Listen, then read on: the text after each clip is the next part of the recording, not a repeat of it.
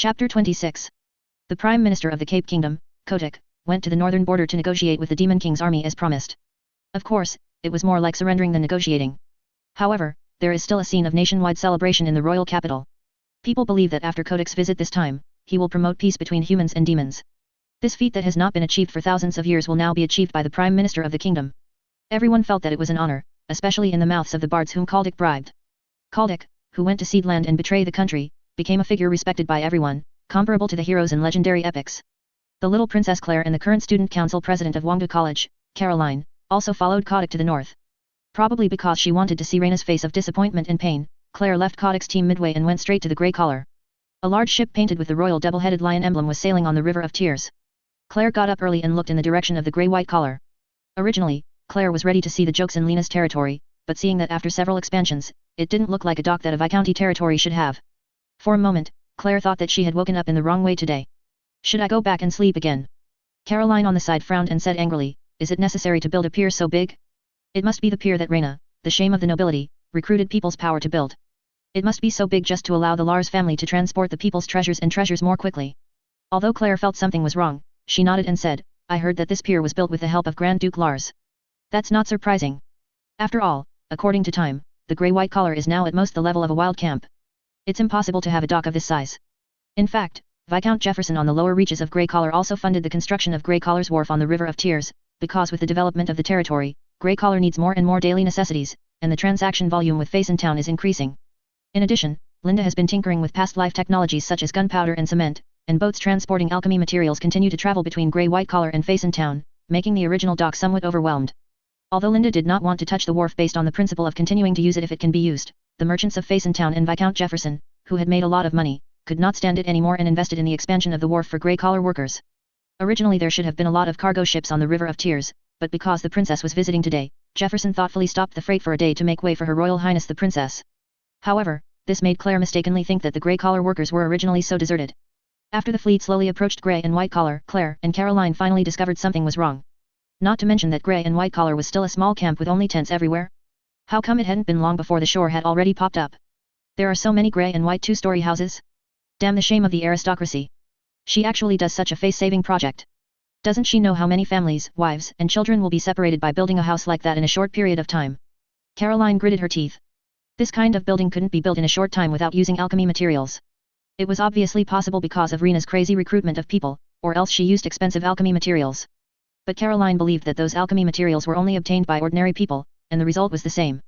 Of course, there are not many such two-story houses in the territory. When Claire and Caroline approached the shore, they saw that in addition to such two-story houses, there were more simple huts on the territory. But even this kind of hut is basically made of stone, and the styles are all uniform. Coupled with the grey and white color and neatly arranged plan, Claire actually felt an inexplicable sense of oppression. As the fleet approached slowly, Claire and Caroline saw the huge water wheels again. Since they only glanced at them from a distance, neither of them figured out what those water wheels were for. Lorraine preemptively criticized, playing with things makes you lose your mind. Claire also nodded in approval, but the huge water wheel made Claire always feel that something was wrong. For some reason, Claire felt something was wrong when looking at the rotating water wheels. This kind of machine that didn't require any magic power made Claire feel a little scared, but she couldn't tell what she was afraid of. At this time, Linde had been waiting on the pier with Lina for a long time. Although Lina looked very excited, Linde was very wary. Claire Augustine, the hidden boss in the game, is just on the side of the heroine. It can be said that without Claire, the heroine would have had no chance to get to know the fourth prince, and Reina would not have fallen into such a situation. But as the most direct victim of Claire's plan, Reina was completely unaware of this fact. After being sold, she was still helping Claire count money, and regarded Claire as a sister. Reina even imagined that she would ask the royal family to help her after returning to the royal capital. The royal family in justice mainly refers to Claire. Looking at Claire walking slowly off the boat, Reina, who actually failed the etiquette class at all, wanted to rush up and hug her, but Linde had anticipated it and reached out to stop Reina. Long time no see, Your Highness Claire. Facing Lena's warm greeting, Claire responded with a standard etiquette response, but seeing the unabashed smile on Lena's face, Claire felt as disgusted as if she had eaten sugar made from flies. The most important thing is that the smile is not because she is happy because she is here, but because she is happy from the bottom of her heart, which makes Claire very unhappy. Isn't this different from the script I expected? Shouldn't it be after I arrived that Reina begged her grandfather to sue her grandma and wanted me to take her back to the capital as if she had grasped hope? Then I refused harshly. Lena's last hope was completely shattered. Why does Reina seem to be quite happy staying at the border now? Caroline, who was on the sidelines, was observing the surroundings, trying to find evidence that Reina, a noble, was disgraceful to the common people. It would be best to find the scene on the magic scroll so as to complete the task assigned by Prime Minister Kotick and expose the ugliness of the North in front of everyone in the academy. While Claire and Lina were acting out their sisterly love, they secretly observed Linde. What kind of magic power does this man have that keeps Lina lingering in the North? Linde also noticed Claire's gaze and became wary. This master was not some pure white lotus. Although he didn't know why Claire in the game was so hostile to Reina, as the biggest financial backer of the grey-white collar, he with military strength, nothing can happen to Lina. Although Reina introduced the two parties to each other very enthusiastically, Linde and Claire just said hello briefly and walked towards the embassy where the guests were received. This journey is not long, but Claire becomes more and more frightened as she looks at it. Could it be that Grand Duke Lars' love for Lina has reached this point? All the alchemy materials collected by the Lars family are used to build territory for Lina. In just a few months, the grey-white collar has transformed from a desolate land with nothing into a viscounty, and it is even bigger and richer. Apart from anything else, the people Claire saw along the way were all wearing shoes. What is the concept of shoes? Even in the royal capital and in some surrounding suburbs, there are many people who cannot afford to wear shoes. Even if people can afford to wear shoes, they would only wear them during holidays or during prayer activities. Of course, the shoes worn by most people in grey and white collar circles are definitely not luxury goods like animal skin boots that ordinary people can't afford, but simple straw sandals or cloth shoes, but this is enough to make Claire feel something is wrong. After all, people will only consider wrapping their feet when they have sufficient purchasing power. Even because the price of shoes is not cheap, in some noble territories, it is illegal for poor people and serfs to own a pair of shoes. For those nobles, under their high-pressure exploitation, it is impossible for ordinary people to buy them. If an ordinary person has a pair of shoes, then this person either hid wealth and did not pay taxes, or earned the money by doing something illegal and disciplinary, so it is definitely right to arrest him first. Although it is very abstract, in the Cape Kingdom, this is indeed a very practical judgment standard for the nobles. Chapter 27. Lord, can I wander around the territory as I please? Caroline lifted her skirt elegantly beside Claire, and then added, I don't like socializing very much. I want some private space, so I don't need a guard. After all, ordinary guards can't beat me. Although the etiquette movements were very standard, Caroline's tone was somewhat aggressive, as if this was not a request, but a request. Linde, who wanted to complain about why he followed Claire to the north if he didn't like socializing, finally held back. Facing this NPC that he had never seen in the game, Linde nodded and said, Miss, please feel free to do it. But please be careful not to leave the territory, you know, the north is not very safe. Caroline nodded, smiled, and left the team directly. Linde is not worried about any secrets being leaked in the territory, except for gunpowder, but the security of the gunpowder factory is already at the highest level, and Rena's knights are stationed there in full force. If this can't be stopped, there is really nothing that can be done. Looking at Linde and others leaving in the distance, Caroline took out a pen and paper and a magic scroll, preparing to record everything she saw and heard in the grey and white collar, uncovering the darkness hidden in Lars' territory, in order to at this moment she was even ready to sacrifice. The first was the houses near the dock. Caroline walked directly towards the edge of the territory without even looking at them. These must be all face-saving projects used by Rena to confuse herself. The Northern Territory must be like the kind of hell on earth that Prime Minister Kaedik mentioned. Maybe the people in the territory have begun to sell their children to survive, and she can just save it here. Some innocent children. Caroline, who had this idea in mind, felt more and more something was wrong as she walked. Why were there so many houses like this along the way? Not only that, the grey-collar workers did not have the disgusting smell of swill on the edge of the royal city, and not to mention the cruel harvesting and harvesting described by Kotick, there was not even an ordinary beggar. Everyone I met looked hurriedly busy with their own affairs, and they were full of energy, and they didn't look like they were hungry at all. Sir, please excuse me. Caroline stopped a worker pushing a wheelbarrow. The wheelbarrow was filled with stone bricks, obviously for the purpose of building a new house. I would like to ask you a few simple questions, is that okay?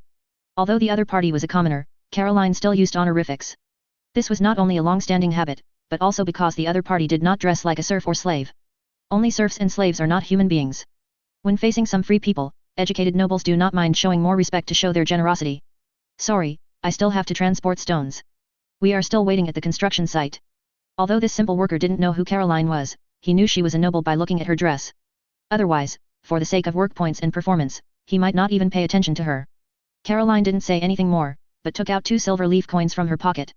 The worker's eyes lit up when he saw the silver leaf coins, but he quickly retracted his outstretched hand. I'm sorry, I had to transport stones. I got there late and was overtaken by Lao Chiao's group next door. There will be no broth for the evening. After saying that, the worker pushed the wheelbarrow and left immediately. Although she got off to a bad start, Caroline was even more determined that these people were all actors. Otherwise, there was no way to explain why everyone was so well dressed and couldn't even afford 2 silver leaf coins. But Caroline remembered a saying in her family, money is everything, and if it doesn't work, it means the money you spent is not enough.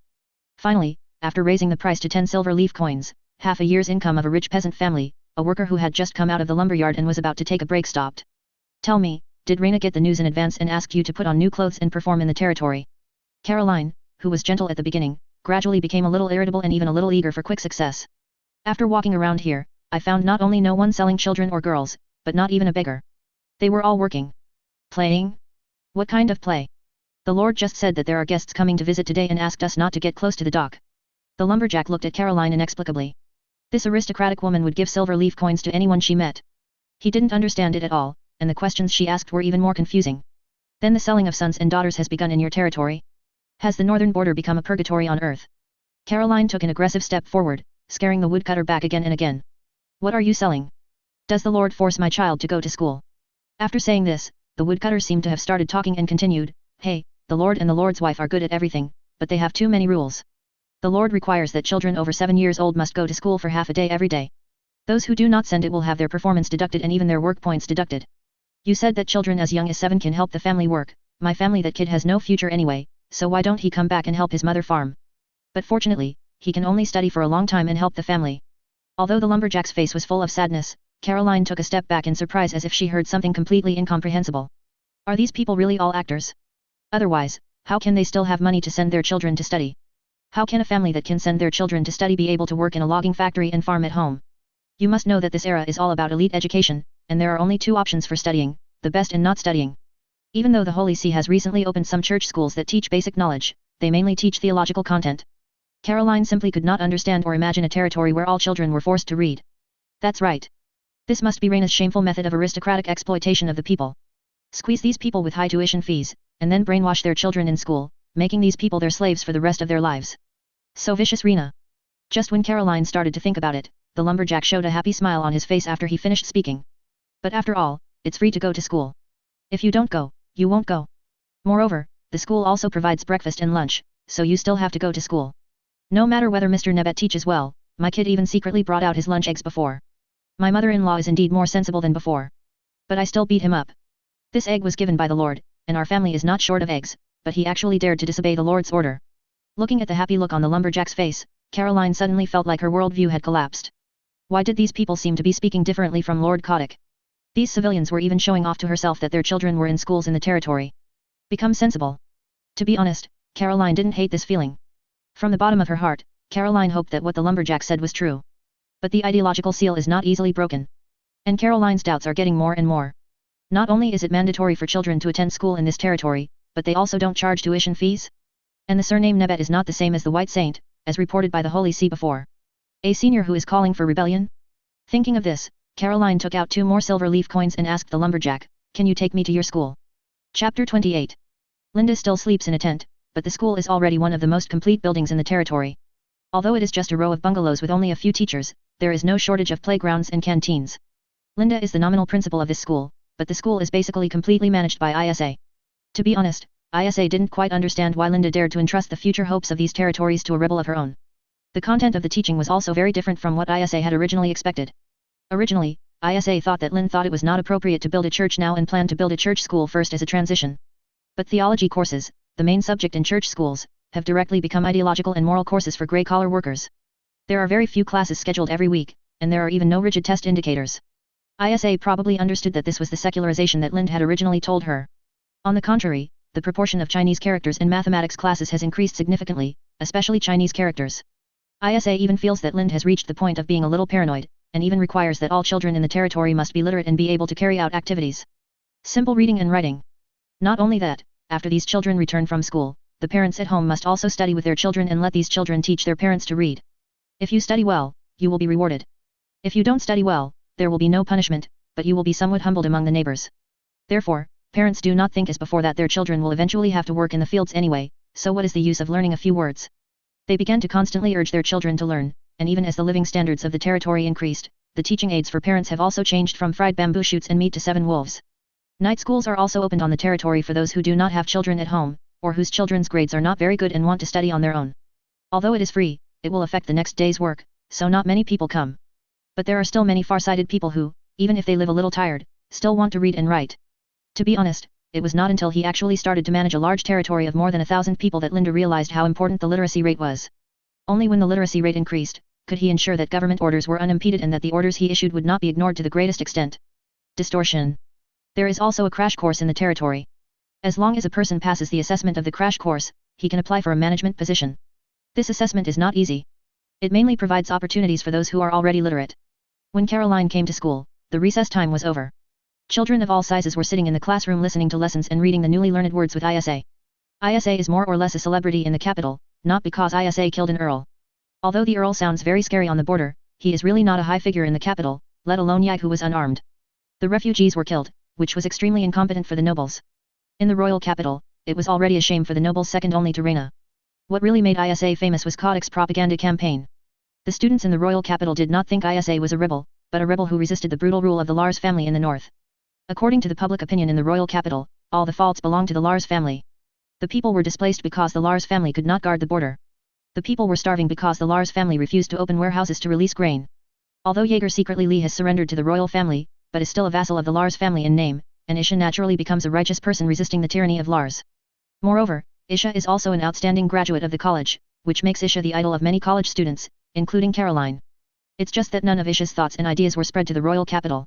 They only focused on how Isha resisted the Lars family.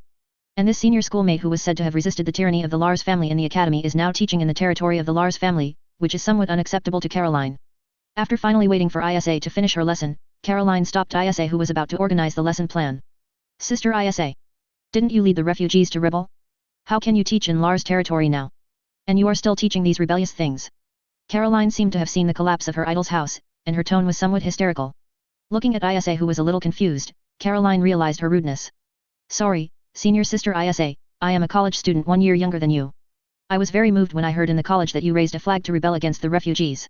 I want to save the North from being brutalized by the Lars family like you in the future. The people who rule, but why? Why are you now teaching on the enemy's territory? Is it that noble shame that threatens you? Although a series of questions came at her, Isa finally understood what the straight, dark-haired beauty in front of her was talking about. You came from the royal capital. Isa didn't answer in a hurry, but looked Caroline up and down. That's right. I am your fan, and I will tell you the truth.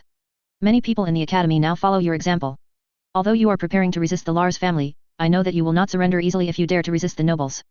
It must be that noble shame that has intimidated you, right? Hearing Caroline's last words, Isa smiled and said, it's not me who was coerced by Reina, but this grey-white lord. Before Isa could finish speaking, Caroline seemed to have grasped a life-saving straw and said excitedly, are you really being coerced? That grey and white collar lord has an animal face and a heart, and he is the same as the aristocratic snake and rat.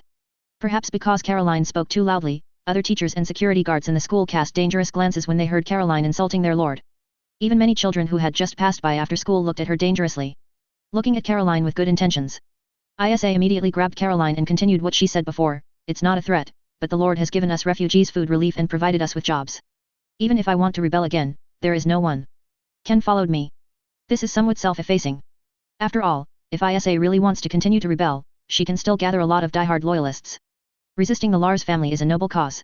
How can these refugees give up just for a meal and a little salary? Hearing these somewhat bewildering words, Isa felt something was wrong and quickly asked, what is the news about the north in the capital now? Soon, under the idol's questioning, Caroline immediately said everything Kodak said. Isa went from being surprised at the beginning, to empathy, to confusion, and finally to incomprehension. The situation in the north is indeed very bad now, but is it all because of the Lars family? Faced with Isa's question, Caroline answered without hesitation, of course, as long as the Lars family falls, everything in the north will be fine. But this question is not so much that Isa asked Caroline, but rather that Isa asked it to herself. Under the enfeoffment system, the vassals I vassal are not my vassals. The Lars family is indeed the largest force in the north, but in fact more of the land is under the jurisdiction of other small and medium-sized nobles. Are those small and medium-sized nobles really innocent? Along the way, Isa has found that the smaller the territory, the more serious the exploitation. On the contrary, the Lars family at least issued an order to distribute relief grains. Because the greater the chaos, the more those small nobles want to take advantage of the opportunity to make money, regardless of the flood behind them. This is not to say that the Lars family is a good person, but if the north is weakened due to chaos, the Lars family will have the greatest impact. Chapter 29. Has Isa given up her rebellion? No. Even in class now, Isa is still instilling the ideas of liberation theology in the children in those classrooms. However, at Linde's request, Isa eliminated those theological thoughts, that is, secularized these theologies. No one is surprised by this, because the beliefs of the Cape Kingdom are diverse. The goddess of light is only the most powerful force in the official beliefs, but in the north, there are actually many believers of the god of winter and the god of war. In this environment of complex beliefs, it is only natural for Linde to demand that some theological content be eliminated. Of course, Linde did not completely prohibit it. After all, magic does exist in this world. Linde himself can use the magic he inherited from the heroine's archive. Denying God becomes idealism. And after excluding the theological content, most of the ideological content described by ISA became everyone's equality and resistance to injustice, and asked the priests and nobles to work down to earth for the people, which was a bit reformist. But in extreme cases, ISA teaches these children to learn to rebel against authority, that is, against the nobility. Overall a more radical reformism. But even so, this is already treasonous content in any aristocratic territory, but ISA said it openly in the grey and white collar. Linde not only agreed, but even helped revise the teaching materials. After all, these students who listened to ISA's lectures were all good candidates to become political commissars. However, Linde also knew that the so-called reformism was just a compromise made by Isha to herself. If Linde really adopted more cruel methods of exploitation, Linde suspected that Isha would start a rebellion without hesitation. After hearing Caroline's answer, ISA did not refute anxiously. Instead, she regarded Caroline as her student and told what she saw and heard after coming out of the Cathedral of Our Lady of Salvation. Caroline gradually became more and more silent from her original excited and anxious state. As Kotick said, the northern border can be said to be a mess now, but is it really all given by the Baylor's family? The Lars family not only mobilized most of the family's troops to resist the alien invasion on the border, but even really the relief food was delivered, which can even be said to be noble compared to Jaeger's human despicableness. ISA's point of view is more radical. It is not so much that the Lars family is rotten, but that the entire aristocratic class is rotten. As Linde taught ISA, there is no class that betrays the class, but there are individuals who betray the class. This sentence is the same in reverse. There are only individuals who betray the class, but there is no class that betrays the class. And now, ISA exported her views to Caroline. No, it's all the Lars family's problem. It must be. As long as the Lars family surrenders to the demons, everything will be fine. Although Caroline was still arrogant, she was obviously a little shaken. Judging from what ISA saw along the way, if you want to admit that the Lars family is terrible, then the aristocracy, at least the nobles in the north, can be said to be terrible. Thoroughly. At least for the sake of their own status and authority, the Lars family has to maintain the overall stability of the northern border. However, those small and medium-sized nobles exploit the common people and unite with foreign enemies to do all kinds of evil. They work with merchants to resell materials to the demons but are in high positions. Someone is here. Especially the shame of the nobles, Lina. I heard that she does all kinds of evil in the northern border and makes the people miserable. Caroline was a little hysterical. One was the senior sister she regarded as her idol, and the other was the prime minister who cultivated her to become the student council president. Caroline didn't know who to believe for a while. ISA did not retort directly, but asked, Caroline, do you know what it feels like to be hungry? It's not the kind of hunger that you endure in order to worship the goddess on fasting days, but the kind that really has no food. At first, you will feel dizzy, weak, and have no energy. Then you will feel that your body is urging you to eat. At this time, you can even chew off the brown bread that has been stored for several weeks with your teeth. Then, there was no more black bread. Every day you could only keep looking for edible weeds and bark. Then a kind of soil was discovered. This soil was not only edible and filling, but it was difficult to digest. Many people can only suffocate to death on the roadside after eating it with a weird big belly, but this is no longer important, because your body tells you that if you don't eat it, you will starve to death soon. If you eat it, you can at least hold on. Die with your belly full. There is no ethics and morality at this time, and the gospel of the goddess cannot be spread to these people's ears. It is no longer strange for cats and dogs that have been raised at home for several years to be brought to the table, but this is not over yet. What do you think will happen next? Although Caroline was mentally prepared when ISA was halfway through her speech, when ISA actually said it, Caroline couldn't help but cover her mouth and began to retching, because ISA the following description is so believable, as if you have seen it with your own eyes, and even the color after being cooked is clearly explained. Only then did Caroline realize that she and the nobles of the royal capital knew nothing about the situation in the north. There is no such thing as harvesting and harvesting. As far as the current situation in the north is concerned, there is no need for the nobles behind the scenes to take action. There are deformed disabled people all over the place. And not to mention harvesting, there are not even a few professional beggars in the north now. If we talk about grey and white collar workers, it is because of Linde's forced control and the strong assistance of the Lars family, everyone is well fed. If there are no beggars, it's because the rest of the northern border is so poor that you can't even see beggars. Seeing that Caroline had managed to stop retching, ISA did not continue talking, but took out an application form, which was used to apply for positions in the territory. As long as she passed the assessment, she could take up the position immediately. I once heard a saying from a grey-collar lord. Without investigation, you have no right to speak. When the territory first started to develop, he even spent a day setting up tents himself in order to set the standards for tents. But what about you? No. Consider staying in the north to investigate. Caroline took the application form in a daze, her mind filled with questions about class and nobility. The scene of living people cooking food described by ISA was also constantly swirling in Caroline's mind, as well as Kotick's current situation. The seemingly self-motivated speech and the real tragedy in the north were constantly conflicting in Caroline's mind. Finally, under ISA's worried eyes, Caroline took the application form and left the school with eyes blank. But just when Caroline left school, there were many children on the street who seemed to have been waiting for a long time. That's her, she said bad things about the Lord and his wife. As soon as he finished speaking, several eggshells were thrown towards Caroline. Caroline, who had been trained as a knight, almost subconsciously caught the eggshells with her hands, but immediately stones and mud were thrown at her. One of the children threw it back and said, "The Lord's wife just wants to take away my toys. You nobles also tried to take away my mother before. Get out of the grey collar. Get out. Get out." The children on the side also shouted. Isa's education was obviously very successful. These children had no respect for the nobility even more than their parents. They looked at Caroline's gorgeous aristocratic clothes. Not afraid at all. It can even be said that there is hatred for nobles other than Linde and Reina. Feeling insulted, Caroline wanted to cast a spell to give these inferior people some counterattack, but looking at the hateful eyes of those children, Caroline, who was usually able to accurately construct spell models, could not put it away now. The mind mobilizes magic. Didn't I come to the north just to save these people who were in dire straits? Why now it seems that I have become a villain who destroys the lives of these people. Caroline, who was lost in thought, looked at the eggshell in her hand, as if she understood a little bit what Isa meant when she said that without investigation, there would be no right to speak. These children who go to school in grey-collar schools can really eat eggs. Caroline, who ran away in embarrassment, looked at the eggshells and application form in her hand, and seemed to have made up her mind. During the subsequent stroll, Caroline no longer grabbed people with silver leaf coins and asked them if they were really in a hell on earth as Prime Minister Kaldek said. Instead, she seriously asked them what they were doing every day. How much money you can earn every day, and what your family situation is like. Even the original impatience to prove her point of view disappeared. Caroline was like a bystander, listening carefully to the workers in the territory talking about their own affairs. When she heard a worker tell that Linde had taken him to escape from the territory occupied by the demons, and that Linde had sold all his belongings to the people in exchange for food along the way, Caroline suddenly believed in this little-known man. The Viscount was really able to develop his territory to this extent in a short period of time.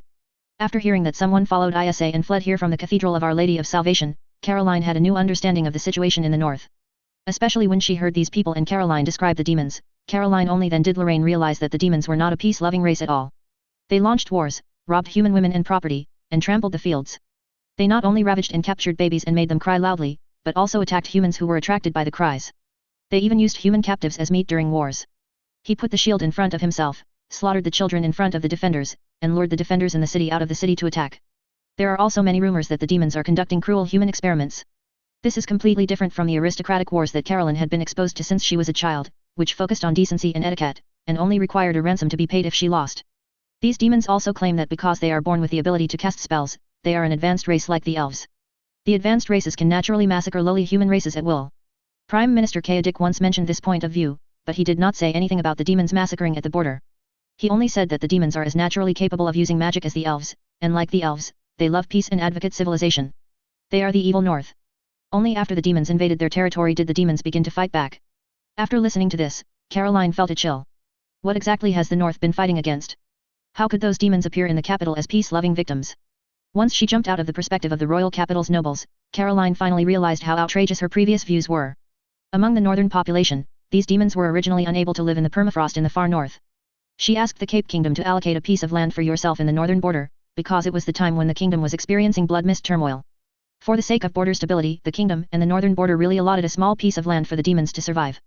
But now this group of demons is constantly violating the originally designated border, and claims that the northern border was originally theirs, and that their gods had assigned it to the demons thousands of years ago to drive out inferior humans. Land. But this sentence is circulated in the capital of another completely different version. The demons started to fight back because the north invaded their land. The gods claimed by the demons were removed, and the gods claimed by the demons were removed. The land was given to them by the north, which only emphasized that the north's counterattack was an invasion, and they were the ones fighting back. After listening to the workmen's stories, Caroline felt more and more how ridiculous she was in the past.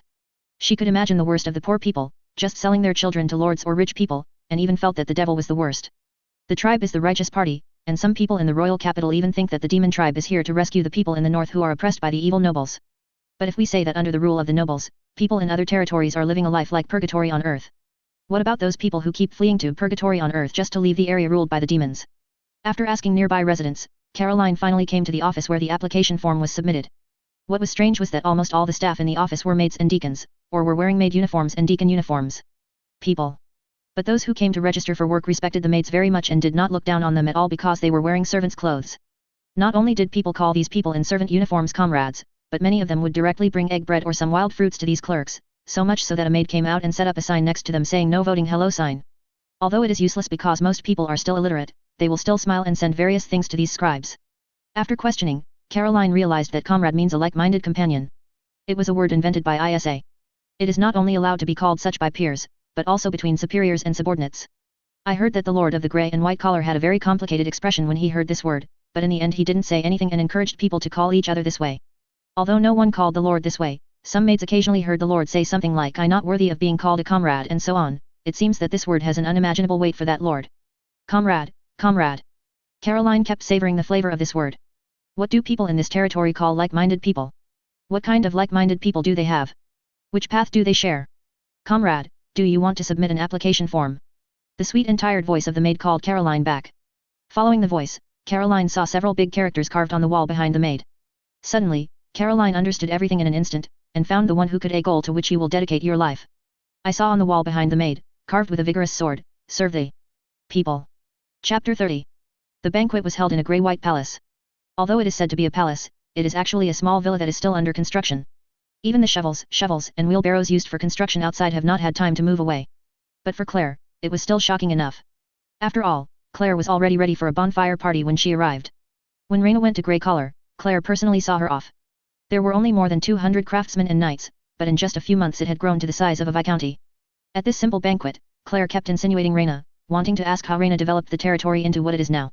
Reina was also very cooperative and said whatever she wanted. She was just as stupid as when she was in the royal capital. But every time when Reina wanted to tell key information, the fiancé copyright next to her would cleverly block all the questions for Reina. Although he didn't get any useful information, the fool could also tell that the development of the territory was being taken care of by Reina's new fiancé copyright, Linde. Moreover, this fiancé copyright seemed to be very wary of him. Although he was not hostile, he was definitely wary, which made Claire very unhappy. It was hard to break off the engagement between Reina and her brother, but Reina was assigned a new fiancé copyright, which made Claire very unhappy. It turned out that this fiancé copyright not only seemed to have a good relationship with Reina, but he was also a bad person. A fool of a smart person, which made Claire even more unhappy. But Lina is the granddaughter of a Grand Duke after all, and it is not easy to get Lina. Claire had already made this decision at the beginning of the plan. When she first met Lina in the royal capital, Claire was deeply attracted by Lina's tight skin, clear eyes, perfect figure, and the natural heroic spirit of the Lars family. The female knight could beg for mercy in front of her, so Claire tightened her legs. When Reina asked how the royal capital was doing now, Claire responded smoothly, "The royal capital is not peaceful right now, but I think my brother and father miss Lars a little, not as much as Miss Lars. You come back to the royal capital with me this time, and I will put in a few words of kindness in front of your father, so that even if you cannot restore your previous identity, you can still stay in the royal capital." This sentence completely made Linde, who was still Reina's fiancé copyright, a transparent person, which made Linde frown. Not to mention that Claire is arrogant and does not take her current position seriously. If Reina leaves, the Lars family's support for grey collar workers may be directly interrupted, which is completely unacceptable to Linde now. And if I believe that the fourth prince and Augustine III have changed their minds, it is better to believe that Lina is really Qin Shi Huang. After returning to the royal capital, won't Lina still be at the mercy of Claire? But Reina was very moved after hearing this.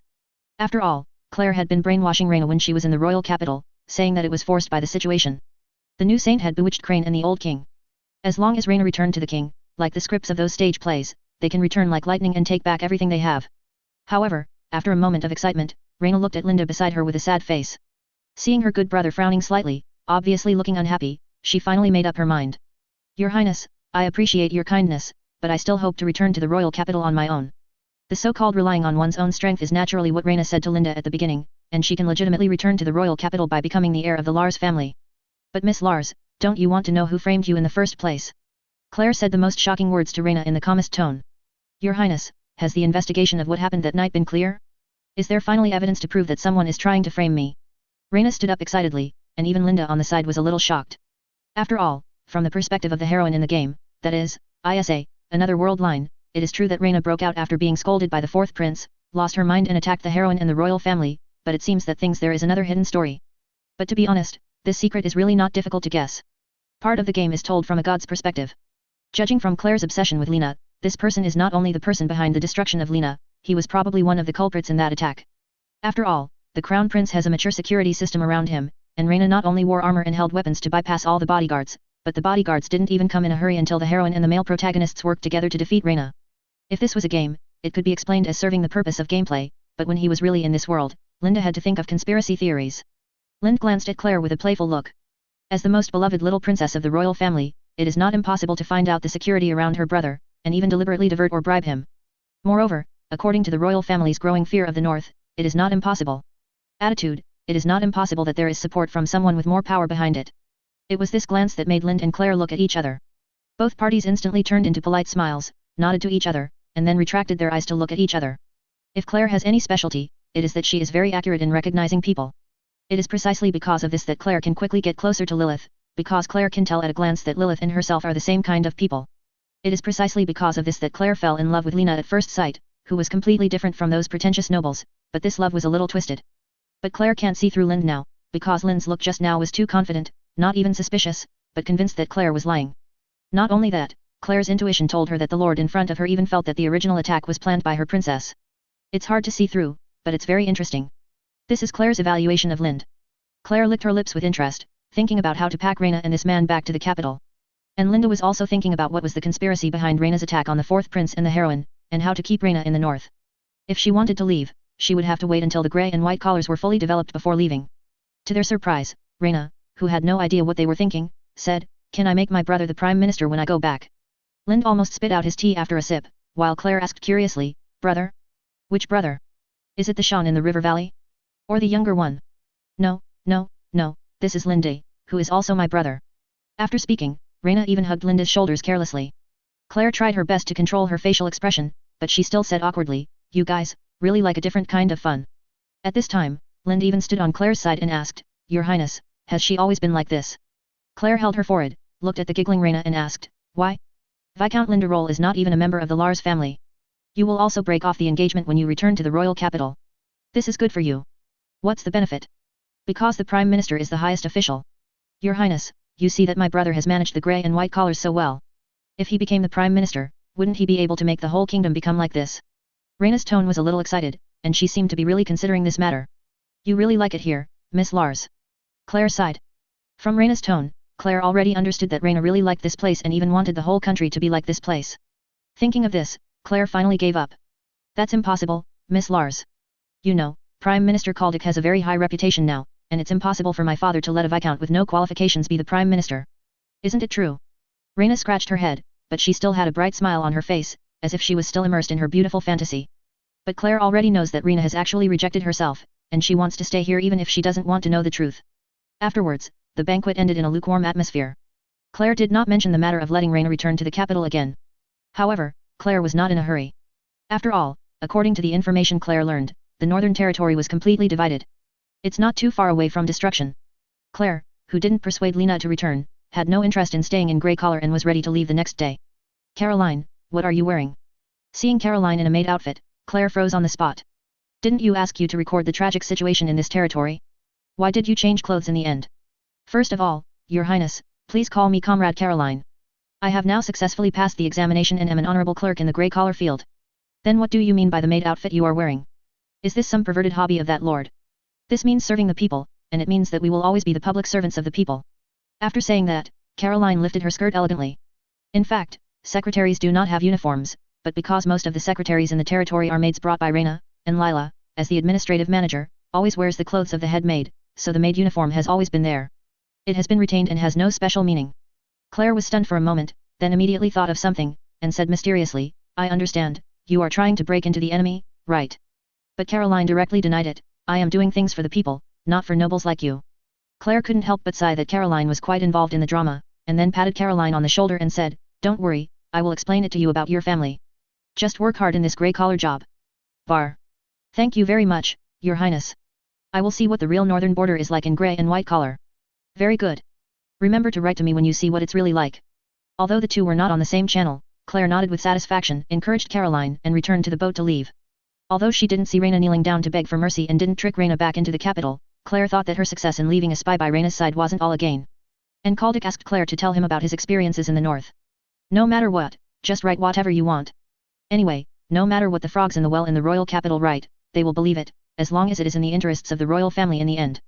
Looking at Linde and others who were seeing them off on the boat, Claire imitated her brother Crane and snorted, "Ah, interesting man." Chapter 31. The sky in the royal capital was as gloomy as ever, and Reina put on her dress with the help of the maids as usual, preparing to attend His Highness Crane's ball. I don't know when the old king, who was originally amiable, suddenly looked at me coldly, and his childhood sweetheart, His Highness Kellen, did not hide the disgust and contempt in his eyes. But Reina still patted her face, cheered herself up, and put on her usual smile. Since her father disappeared, Reina has consciously taken on the responsibility of the eldest sister, taking care of her younger brothers and sisters, and even started learning etiquette lessons again that she could not learn before.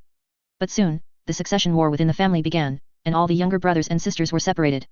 Reina could only do her part, to be a qualified fiancé copyrightee of the crown prince. Why does that guy still have the nerve to come? When I think of Prince Kellan marrying this guy, I feel very sympathetic to his highness. It's a shame for the nobility, it's a shame for the nobility, how could the Lars family have such descendants who don't understand etiquette? The Lars family is not a good person. This guy is just the daughter of an executioner. For some reason, on the way to the ball, the nobles were talking very loudly and did not shy away from Lina at all. Reina did not dare to look at the faces of these nobles, so she could only greet some people she knew with a forced smile on her face. At this time, many people gathered at the entrance gate of the dance, but they seemed to be watching something rather than entering the venue. Reina curiously squeezed into the crowd and found that the nobles were marveling at the two deformed beggars on the ground. The two deformed beggars seemed to be a pair of siblings, clinging to each other, and looked at the nobles who were watching in horror. Prime Minister Kotick, who was leading the two beggars with collars and ropes, suddenly pointed at Reina and shouted, "This is the guy, the Lars family who made the children become like this." The nobles who were happily watching the two deformed children just now turned into righteous people and started pointing at Reina. It's too much. How could this be possible? Thankfully, I still think Grand Duke Lars is a hero guarding the border. Does His Highness Kellan really want to marry a descendant of such a family? Go to hell. Go to hell. The nobles became excited and began to attack Lina one after another. Go to hell. A guy like you is not worthy of His Highness. How could you do something so cruel to innocent children? Reina, who was constantly pushed and pushed by the nobles, kept explaining. I didn't. But the nobles seemed completely unable to hear what Reina was saying. I really don't, and neither does the Lars family. The collapsed Reina kept shouting, and finally, the fourth Prince Kellan arrived at the scene. Your Highness. Reina leaned towards Crane as if she had found a backbone, but unexpectedly the fourth Prince Crane pushed Reina away with a strong push and cursed, "You savage evil woman, get out of here." For a moment, Reina seemed to have stepped on the ground and fell into a bottomless abyss. As she fell, Reina suddenly opened her eyes and found herself lying on the lounge chair in the Lord's tent, with cold sweat soaking her back. Did you have a nightmare? Are you okay? Linde was sitting at his desk reviewing documents as usual, and at the same time asked a distracted question. Although it was just a very sparse and ordinary sentence, Lina felt an unprecedented sense of security. It turned out that she was still among the grey-collar workers, and her brother was still working as usual. I seem to be remembering things from the past, but I can't even remember whether it happened or not. Reina also scratched her head with a silly smile as usual. If you regret not following Her Royal Highness the Princess back to the capital, it's still too late. Linde finished sorting the documents and said while looking at the noon sun outside the tent. But Reina shook her head. Actually, I have already felt it. Returning to the royal capital now will not change anything. Only if I truly become the heir of the Lars family, those people may look at me seriously. And if I leave, Grandpa may not be delivering supplies to you, brother. When Reina said these words, she saw Linde looking at her with a ghostly expression. What's wrong, brother? No, it's nothing. Linde suddenly felt like his stupid son had grown up, and he felt a little relieved. It seemed that Reina was not as stupid as shown in the game. However, if Lina can think of this aspect, why on earth will she rebel in the future? Suppressing the doubts in his heart, Linde called for lunch and talked to Reina about what happened in the territory today. There is a student union president from the royal capital who has stayed in the territory to work. That student union president was Caroline. Linde found out about this during the banquet. After all, Caroline did not have a grey-collar household registration. If she wanted to apply for a grey-collar official position, she must report to Linde. However, after seeing that the application form was obtained from ISA, Linde gave the green light. Linde also wanted to know what the nobles of this world thought of their current vertical management system. But after Linde met Caroline, he felt that Caroline was somewhat of a convert fanatic, so he asked to work overtime that day. Why do you stay here with us? This place is so poor and has nothing. As Reina spoke, she squatted on the ground and grilled the leftover food from yesterday's banquet in a posture that made her blood pressure soar after the etiquette teacher saw it. Although Reina said this, her tone was still full of pride. In just a few months, grey-collar workers could actually attract high-end talents from the royal capital to stay. This was something Reina could not imagine at all. There really is nothing. We have to think of ways to generate income. Linde sighed and squatted on the ground with Reina, and the two top leaders of grey-collar workers grilled the leftovers in a very poor manner. Although white sugar is very profitable, even if grey-collar workers only work as suppliers, they have already made a lot of money. However, relying solely on sugar exports is definitely unhealthy, not to mention that the current sales channels basically rely on the downstream town of Faison. This made Linde very insecure. Linde had also asked Lila, the head maid, about perfumes and soaps, which are must-have items for time travelers. Unfortunately, Lila's answer was that it was difficult to make money with these things.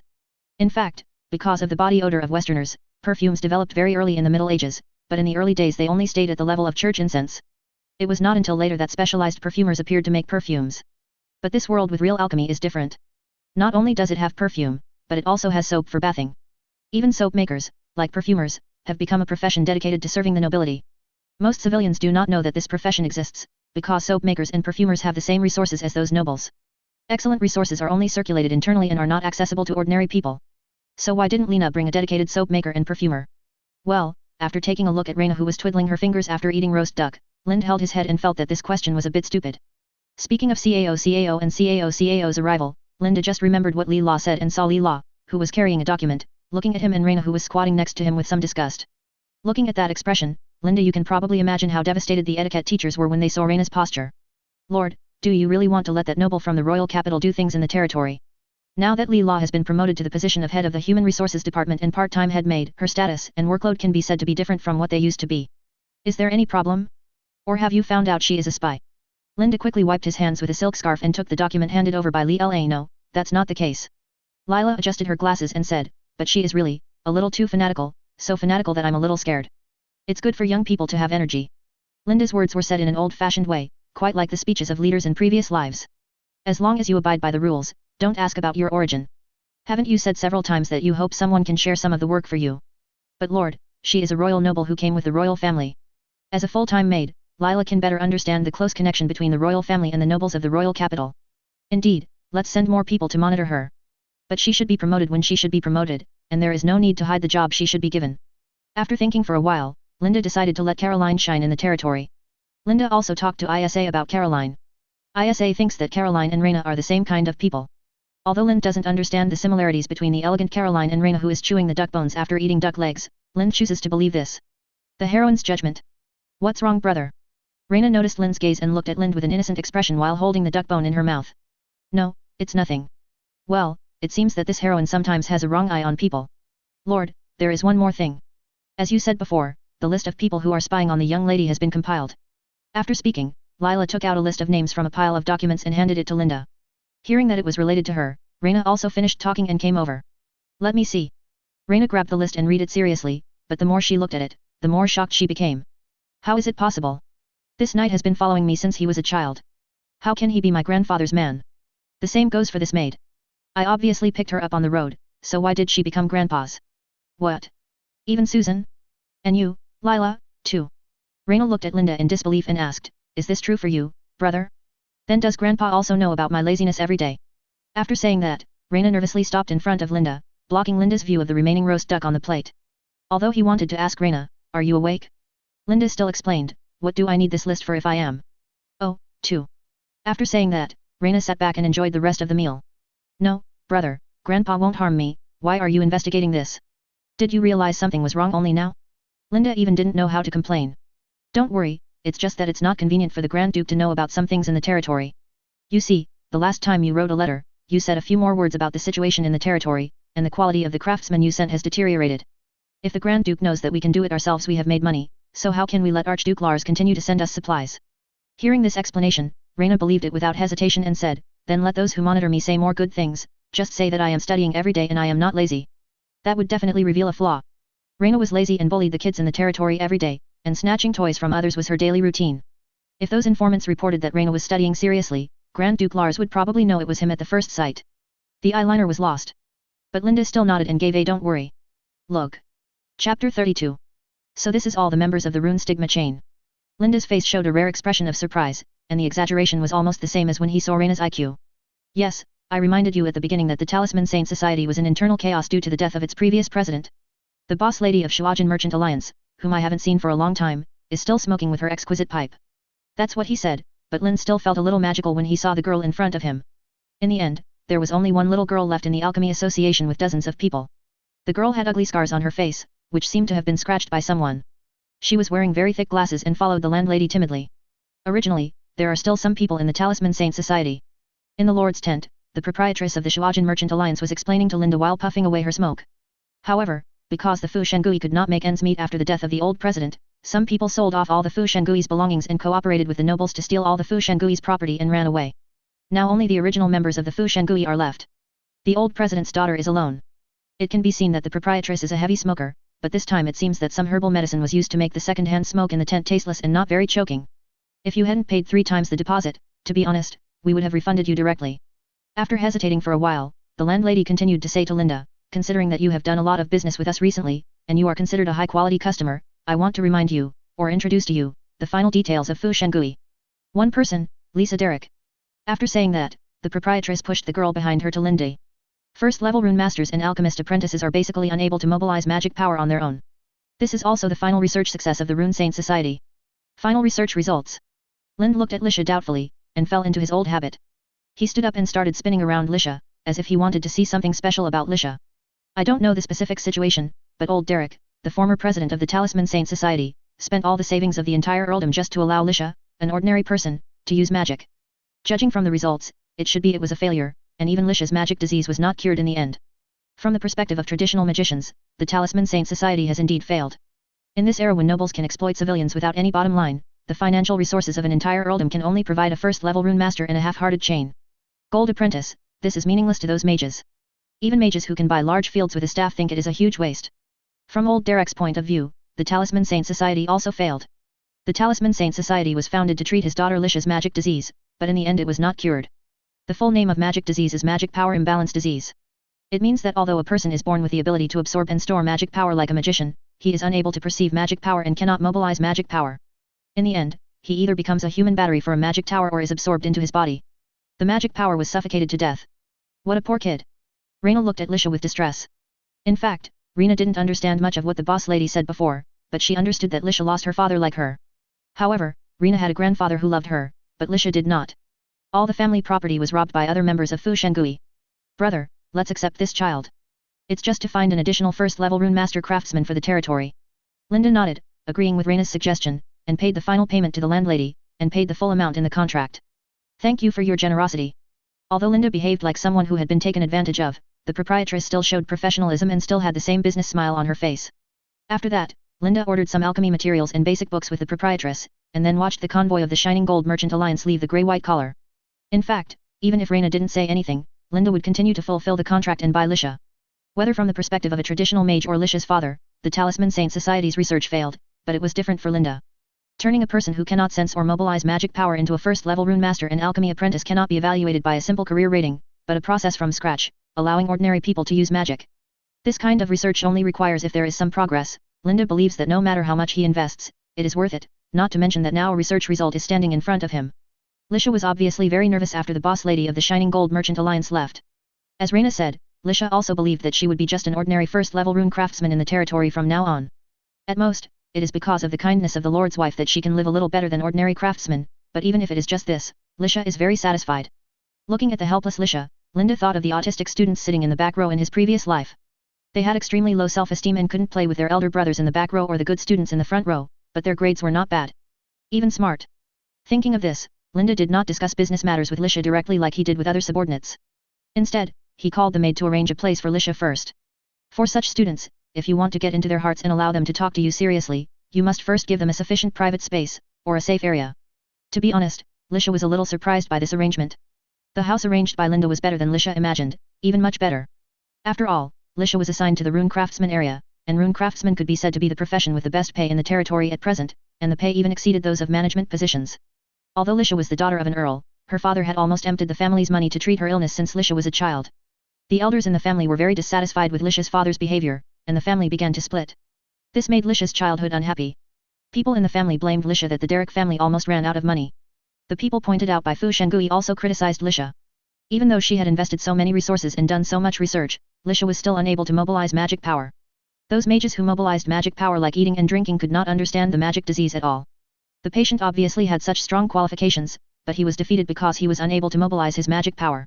Lisha tidied the room, put the photo with her father on the bedside table, and then poured the contents of her backpack onto the bed. It was a pile of research notes, ink, various types of markers, knives, and jars of magic stone powder. These were all materials for drawing the magic circle runes. After placing these things, Lisha opened the research notes left by her father. This is something Lisha has to review every day, because without this notebook and the dense formulas on it, Lisha might not even be able to become a first-level rune master. The notes were filled with various notes, most of which were added by Lisha later. Although she felt sorry for her late father and those who worked hard on the research, after Lisha rechecked the notes, there were some original contents in the notes. The critical part is miscalculated. Lisha felt that apart from her father, no one in the Fu Shengui was seriously studying this notebook, and almost all of them were here to defraud funds. Because there were too many mistakes in it, Lisha kept making corrections and adding notes to the notebook. But Lisha has actually wronged those members. Although there are many people who cheat money, there are also some who are really helping old Derek. But mathematics is really a subject that requires talents, and people may do it when they are angry. Anything can happen, but math doesn't work. If it doesn't work, it just won't work. Chapter 33. The next day, Linde brought Reina and Isa to visit Lisha, and at the same time, he also confirmed the research results of the Talisman Saint Society. In fact, Linde has been prepared for the worst, that is, the successful research of the Talisman Saint Society has no reference significance at all, but that is just one more first-level rune master suffering from magic disease in the territory. Although the territory is limited by the number of people, with the increase in the industry and the single industrial structure, the finances are somewhat tight, but it is not at all to the point where it cannot even afford to open more mouths. Good morning, Miss Lisha. Linde walked into the house casually and greeted Lisha. Facing the personal visit of the Lord and his wife, Lisha seemed at a loss. Although Lisha's father's title was higher than Linde's, the family title had been inherited by others. Lisha herself did not have any title. In addition, Lisha has been treating diseases and doing research since she was a child, and Lisha is not familiar with the etiquette between nobles. However, when she saw the Lord's wife pulling out a chair and sitting down directly without any etiquette, Lisha suddenly relaxed a lot. This territory seems to be different. Neither the Lord nor his wife seems to pay much attention to red tape, especially the Lord's wife. It seems that she has not even learned a basic etiquette course. She only needs to highlight one idea. Good morning, Lord. Lisha held the research notebook and saluted Linde respectfully. Linde nodded slightly, and Lisha relaxed after taking a sneak look at Lina. This made Linde sigh that it was indeed the right thing to bring Lina here, to help people with low self-esteem find confidence. Lina, you are so great. Of course, bringing Reina here is not just to ease Lisha's nervousness. Reina and Isa can be said to be the two highest-ranking professionals in the territory. Although Linde can also use magic and divine arts, those are because he inherited the skills of the heroine in the archive. Linde himself didn't even know why he could use these magic and divine spells. Linde's current magic is a pure black box technology, just like a bicycle. Everyone knows that one pedal can make a two-wheeled bicycle maintain balance and move, but what is the specific principle? It was not until Linde's crossing that. There is no specific conclusion in the scientific community. Are you getting used to living there? I don't know much about magic diseases. Is there anything I need help with? Facing the Lord's concern, Lisha lowered her head and hid her expression behind the thick glasses. This is already better than my stay at Fu Shengui. I will solve the magic disease by myself. Thank you for your concern, Lord. Hearing this, he was trying to show off his strength, but Linde did not intend to go into details. He took out the information given by the landlady yesterday and said, I read the detailed information about you last night. Although you are a first-level rune master, you are not actually a first-level rune master. You don't draw runes and magic circles by sensing magic, right? Although Linde thought his tone was very gentle, Lisha immediately became nervous and replied with an anxious tone, Lord, don't worry, although I can't sense and mobilize magic power, it is absolutely impossible to draw runes. Something will go wrong. Linde quickly noticed the keywords in Lisha's words. Absolutely. How do you guarantee that the runes you draw will never go wrong? In fact, there is no standard template for drawing runes and magic circles, because each professional will have more or less personal habits when drawing runes and magic circles. The reason why these runes with strong personal colors rarely make mistakes is because professionals who can perceive and mobilize magic can constantly use magic to verify whether the runes can operate, whether the magic flow is smooth, and whether the runes or magic arrays or which areas still need to be adjusted. If drawing a rune is compared to writing a string of code, professionals can run and debug while writing. But Lisha couldn't. Lisha, who couldn't sense and mobilize magic power, was like writing code on a notepad. Only after she finished writing and started running did she know whether the code could run. Even after reporting the error, Lisha couldn't determine which link had the problem. I'm very sorry, Lord, I'm not sure whether the runes will go wrong. I'm just afraid that you will expel me, so I just talked nonsense. Lisha's head shrank completely, and only then did Linde realize that her tone just now was too serious. If she was really afraid of being expelled, Lisha wouldn't have said this. It was obvious that the other party had other ways to ensure that the runes would not go wrong. Just when Linde wanted to comfort Lisha again but didn't know how to speak, Isha comforted Lisha softly, don't be nervous, the Lord just wants to know how you ensure that the runes will not go wrong. It's not I want to expel you. This is not a strict magic association, and there are not so many red tapes. You just need to tell us what you know. If you have any difficulties, you can tell us directly. Lina on the side also followed suit and said, it's true, Isa is still a rebel, and our Lars family can't afford to support a rune master, brother, don't you think so? Linde looked at Reina speechlessly. If you can't speak, you don't have to speak. Perhaps because of Isa's unique charm as a heroine, Lisha glanced at the notebook she was holding in her hand and said to everyone, it's a rule. Law. This time it was Isa's turn to be surprised. As the only one among the three who had received formal magic education in the royal capital and studied seriously, she knew how outrageous these three words Lisha said were. The magic arrays on the market now, even the runes and magic arrays in textbooks, all have strong personal colors of those rune masters, and there is no unified pattern or pattern at all. Are there rules for the arrangement of runes? Indeed, there are, but unless you know all the runes and arrangements in this world, it is impossible to combine the ever-changing runes based on rules alone. Yes, it is a law, and the law can be derived through logic and calculation. Probably because she was talking about her best field, the girl suddenly became energetic and full of confidence. To be more precise, it's a formula. As long as the location of a rune is determined, then the next rune can be derived through the calculated formula by considering the final use, output power, and available link methods of the rune. After saying that, in order to make it easier for everyone to understand, Linde took out her tools for drawing runes and drew the magic circle in the room on the spot. It's like we are going to draw a water vapor magic circle now. We need to use root water, spray grass powder and moonflower to make water condensation runes. Then we can confirm the output power of the water condensation runes made with these materials. And linking methods. Linde concentrated on pounding and mixing the mentioned materials, then smeared them on the carving knife, and began to draw runes on the floor. Confirm the positions of the other 2 runes that are not in the same straight line as the water condensing rune from all the connection methods of the water condensing rune. As the carving knife danced on the floor, Linde quickly drew 2 more runes. Then 3 runes that are not on the same straight line can confirm the general shape of the magic circle. Combining this shape, the remaining runes can be inferred one by one. Under the shocked gazes of Isa and Reina, Linde looked like a calm artist, making calculations on the scratch paper while drawing the magic circle with the carving knife in her hand. Linde looked at the scratch paper in Lisha's hand, but it looked more and more familiar. Because when Lisha used the carving knife to carve the magic circle, she also used a pen to draw an axis on the ground as an auxiliary line. Then, through a bunch of numbers and incomprehensible formulas, I wrote and drew on the coordinate axis. Mathematics, more precisely geometry, equations, and line generation. There are also many symbols and formulas that Linde cannot understand at all. The scratch paper with numbers and symbols flying all over the sky reminds Linde of his previous life when his head was brighter than a light bulb. He was often asked by students and was so confused that he did not dare to stay in the office. Teacher of Mathematics Department. While Linde was still in a state of confusion, Lisha had already drawn the magic circle, took off the necklace around her neck, and placed it somewhere in the magic circle. Immediately, the magic circle was successfully activated, many condensed water droplets appeared on the edge of the table, and the air in the room began to become a little moist. That's about it, that's it. After drawing the magic circle, Lisha returned to her nervous and unconfident look. May I take a look at it? Linde, who recovered from his dazed state, pointed to the scratch paper on the ground. Of course, you are the Lord and you bought me, so of course you can. Lisha respectfully handed the draft paper to Linde. Linde looked at the ghost drawings on the draft paper with some collapse, and cursed in his heart, TMD, I thought this world was about metaphysics, but you told me to believe in science. Chapter 34.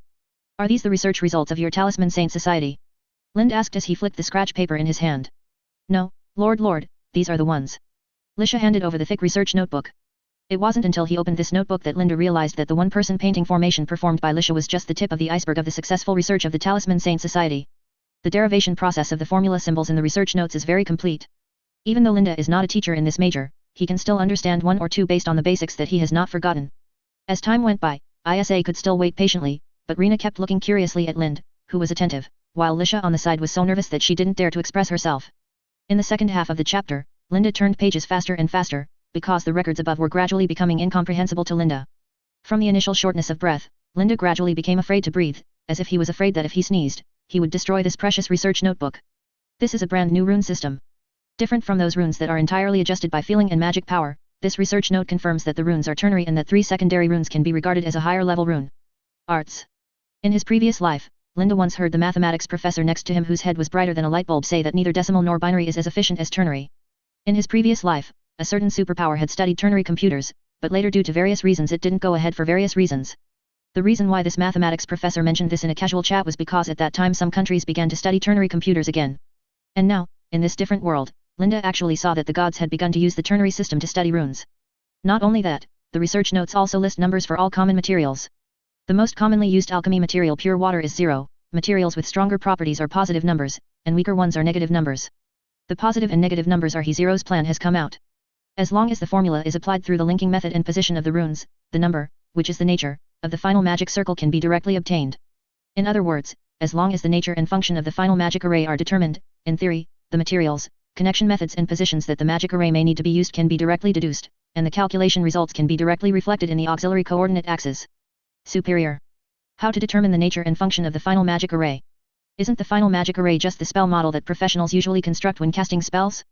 As long as the final spell model is confirmed, the rune magic array can be deduced based on this spell model, and the spells can be converted into magic arrays. Perfectly converted into a rune magic circle. Through these numbers, we can even calculate the property transformation between different materials, as well as the interference value of each material. As long as the interference value in the rune is below the theoretical interference value, it means that the formula can be applied to this rune in theory. Direct connection. There are also formulas and corollaries on how to calculate theoretical interference values a euro below. The maximum number of connections for runes of the same attribute or different attributes and the experimental process. The arrangement and derivation that the compound magic circle should follow. Divergence and unification theory of spell model conversion to rune circles. How to improve the stability of the magic array through verification. as well as the three-dimensional rune magic array model and magic circulation that was half written at the end but was completely incomprehensible to Linde at the beginning.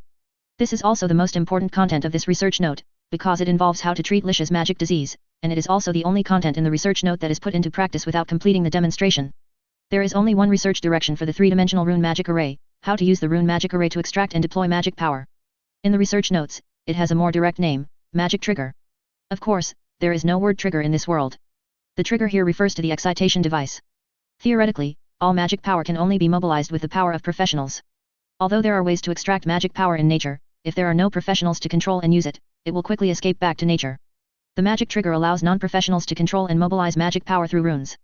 The necklace Lisha used to activate the moisture magic circle was the first and currently only magic trigger made by the Talisman Saint Society. General magic arrays are made up of runes one by one under the outer frame of a flat circular array, while the magic trigger is a three-dimensional array that is separated from this frame. Directly upgrading the magic array from a flat surface to a three-dimensional network adds a z-axis to the original coordinate axis. Lisha relies on this device to absorb excess and disordered magic power in the body, but due to its effect, it is temporarily unable to accurately control the magic power and will cause irreversible damage to the user's body. However, the meaning of this magic trigger necklace is no less than that of Prometheus fire. As long as this technology matures, magic will become the most common and most commonly tamed energy source in the world, just like electricity. Who else knows about these research results? Linde carefully put down his research notes. Most of the subsequent research results were researched by my father and I and a professional from the high tower. Others felt that after so many calculations, in the end it was the convenience of the rune masters to directly use magic power to debug, so they gave up. Fortunately, those mages did not realize the value of this notebook, so they allowed themselves to miss it. Linde was relieved and continued to ask. What about the professional in the tower? I don't know. Maybe I'm back in the tower. The magicians in the tower have always been like this. When they encounter a topic of interest, they will suddenly appear and then disappear suddenly. Listening to Lisha's answer, Linde recalled the information about the tower in the game in his mind. This is a mysterious magician organization that only exists in the background information. It is a bit similar to the secret order, and it belongs to the type of dragon that sees the beginning but never the end. Nowadays, researchers type professionals like to build magic towers from high towers. They believe that the higher the place they live, the closer they are to the mysteries of God and magic. However, members of such secret orders generally do not care much about worldly matters. Can I have someone copy this notebook? As soon as Linde finished speaking, he immediately changed his words and said, No, I will copy it myself. You should cooperate with me in copying this note in the next few days. Of course. Lord, after all, you bought the Talisman Saint Society, and these are theoretically your assets. Looking at Lisha's inferiority complex hidden under her thick glasses, Linde suddenly felt ridiculous. This feeling is like playing a farming game, and a prompt box suddenly pops up. The villagers share a mysterious technological secret with you, and your understanding of nuclear fission has been greatly improved. Be confident, my lady, you will start a great era with your own hands. Linde patted Lisha's shoulder solemnly, hoping to give the future chief rune master a little more confidence. Really, really? In fact, when the association was unable to make ends meet, my father also sold this notebook to other lords, but most people could not understand it or thought it was meaningless. As she spoke, Lisha suddenly choked up. You are the first lord to say this. It's a pity that Dad will never hear it again. Isa on the side also quickly comforted Lisha. After all, Isa was a serious nun before the rebellion. Lisha soon calmed down and began to introduce Linde to the necklace in the center of the moisture magic circle, which is this. The world's first magic trigger. But soon Linde gradually couldn't understand it. He could only barely understand the general principles, and his thoughts began to drift to other places. Why was she able to pick up a big leak so smoothly? According to what Lisha said, this notebook was almost bought by some minor nobles or wild mages before, but in the end it came into her hands without any risk. Linde glanced at Isa, who was trying to keep up with Lisha's explanation, and suddenly had a ridiculous idea. In fact, this notebook did not come to him, but to the heroine Isa. And Linde himself is just a handsome guy who appears next to Isa from time to time in the game. It should be unlikely. Chapter 35. Industrial development never happens overnight. Behind a small stainless steel cup and an ordinary polyethylene water pipe are the crystallization of modern industrial development. Reality is not like in a certain anime, where industrialization will be automatically completed after digging out a magic stone territory, and even running water will be available immediately, at least not in this world, or even if the real Deus Ex Machina has this running water technology, Linde will also give priority to using this technology in mining area drainage. Therefore, how to convert this research notebook into the blood of industrial development and apply the above theoretical knowledge in practice is the primary problem faced by Linde. In the next few days, Linde copied the research notes with the help of Lisha, and also discussed some problems encountered in the notes with Isa and Rina. What surprised Linde the most was that apart from Lisha, the one who understood the notes the most was Rina. As long as this connection node does this and that, won't we be able to get the connection constant? After saying that, Rina kept gesticulating with her hands. Linde and Isa looked embarrassed and didn't understand a word. Lena's description was too abstract. Although the final conclusion was correct, the argument process was filled with pronouns of one kind or another, making it difficult to understand. But this is enough to show that Reina is really a genius, but some of her unscrupulous actions in the past have always made people ignore that Reina is already a 6th level strongman at a young age, and can kill a cow with just one punch. The fact that it can also construct extremely complex 6th level spell models. After praising Reina, Reina finally left with satisfaction. Linde faced Isa and Lisha and patted the copy of Derek's notes named after Lisha on the table. I have marked some places in this notebook. I need you to sort out these marked knowledge points and compile a set of teaching materials. It doesn't need to be profound, at least to ensure that ordinary people can understand it. Originally, Linde was considering letting Reina, who had the deepest understanding of notes besides Lisha, write it. However, after seeing Reina's previous performance, Linde could only say that a genius's ideas are not something ordinary people can follow. Obviously, Isa is more suitable for this task than Reina. In the game, Isa is a very hard-working paper master. Now she is also the person in charge of education in the territory, and she has more experience in compiling teaching materials. But Isa asked hesitantly, Lord, are you sure? Even if it is written as a textbook, I am afraid that most people still can't understand it. Many people have to start from the most basic mathematics, and it will be very difficult in a short period of time. It's hard to have any effect. Isa, you misunderstood.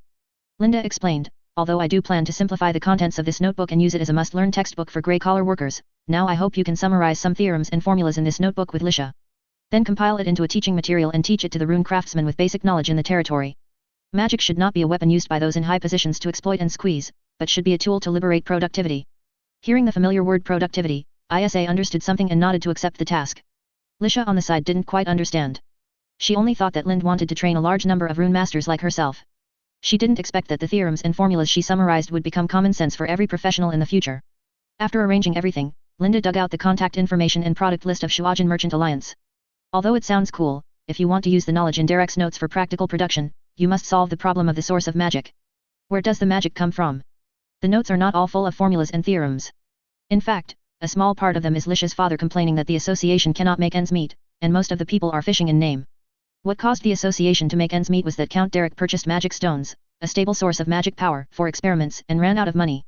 As a naturally formed crystalline ore, the output of magic stone is actually not low, but due to the huge demand, the price remains high. Even for mages who spend a lot of money, it is a high expenditure.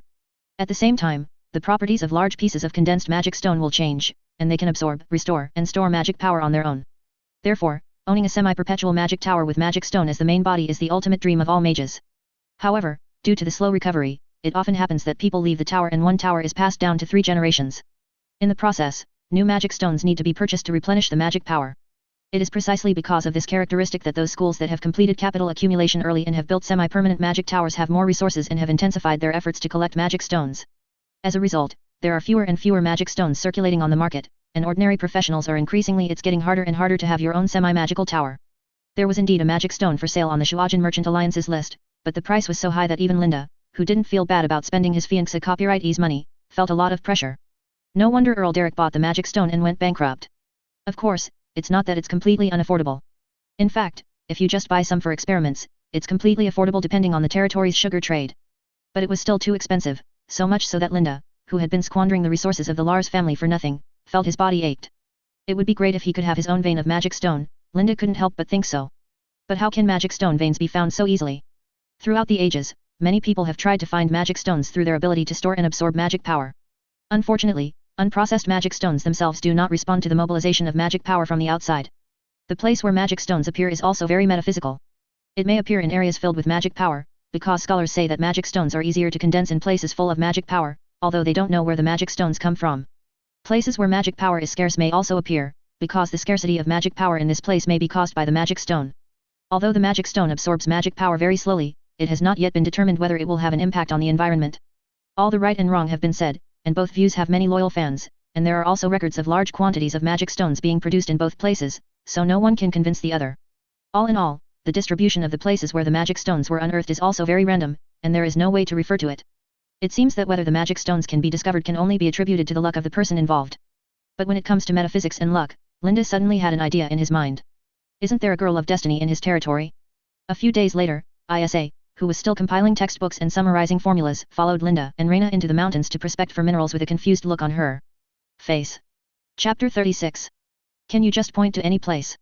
The expression on Isa's face was more of confusion than embarrassment. Why did the Lord, who had always been sober and rational, suddenly look as serious as if he had lost his mind? He took a lot of craftsmen and himself into the mountains to prospect for mines. Isn't it just that he was lucky? At the most dangerous time, a meteorite suddenly fell from the sky and helped him defeat his enemy? As for using himself to prospect for mines against the will of God? That's right, just point to a location based on your feeling. In fact, Linde just tried it all. Anyway, there is no missing piece of meat, and if he really can't find anything, then he just tried it all as a team building, and then asked Isa to explain the basic knowledge of Derek's notes to these craftsmen. These craftsmen need to adapt first.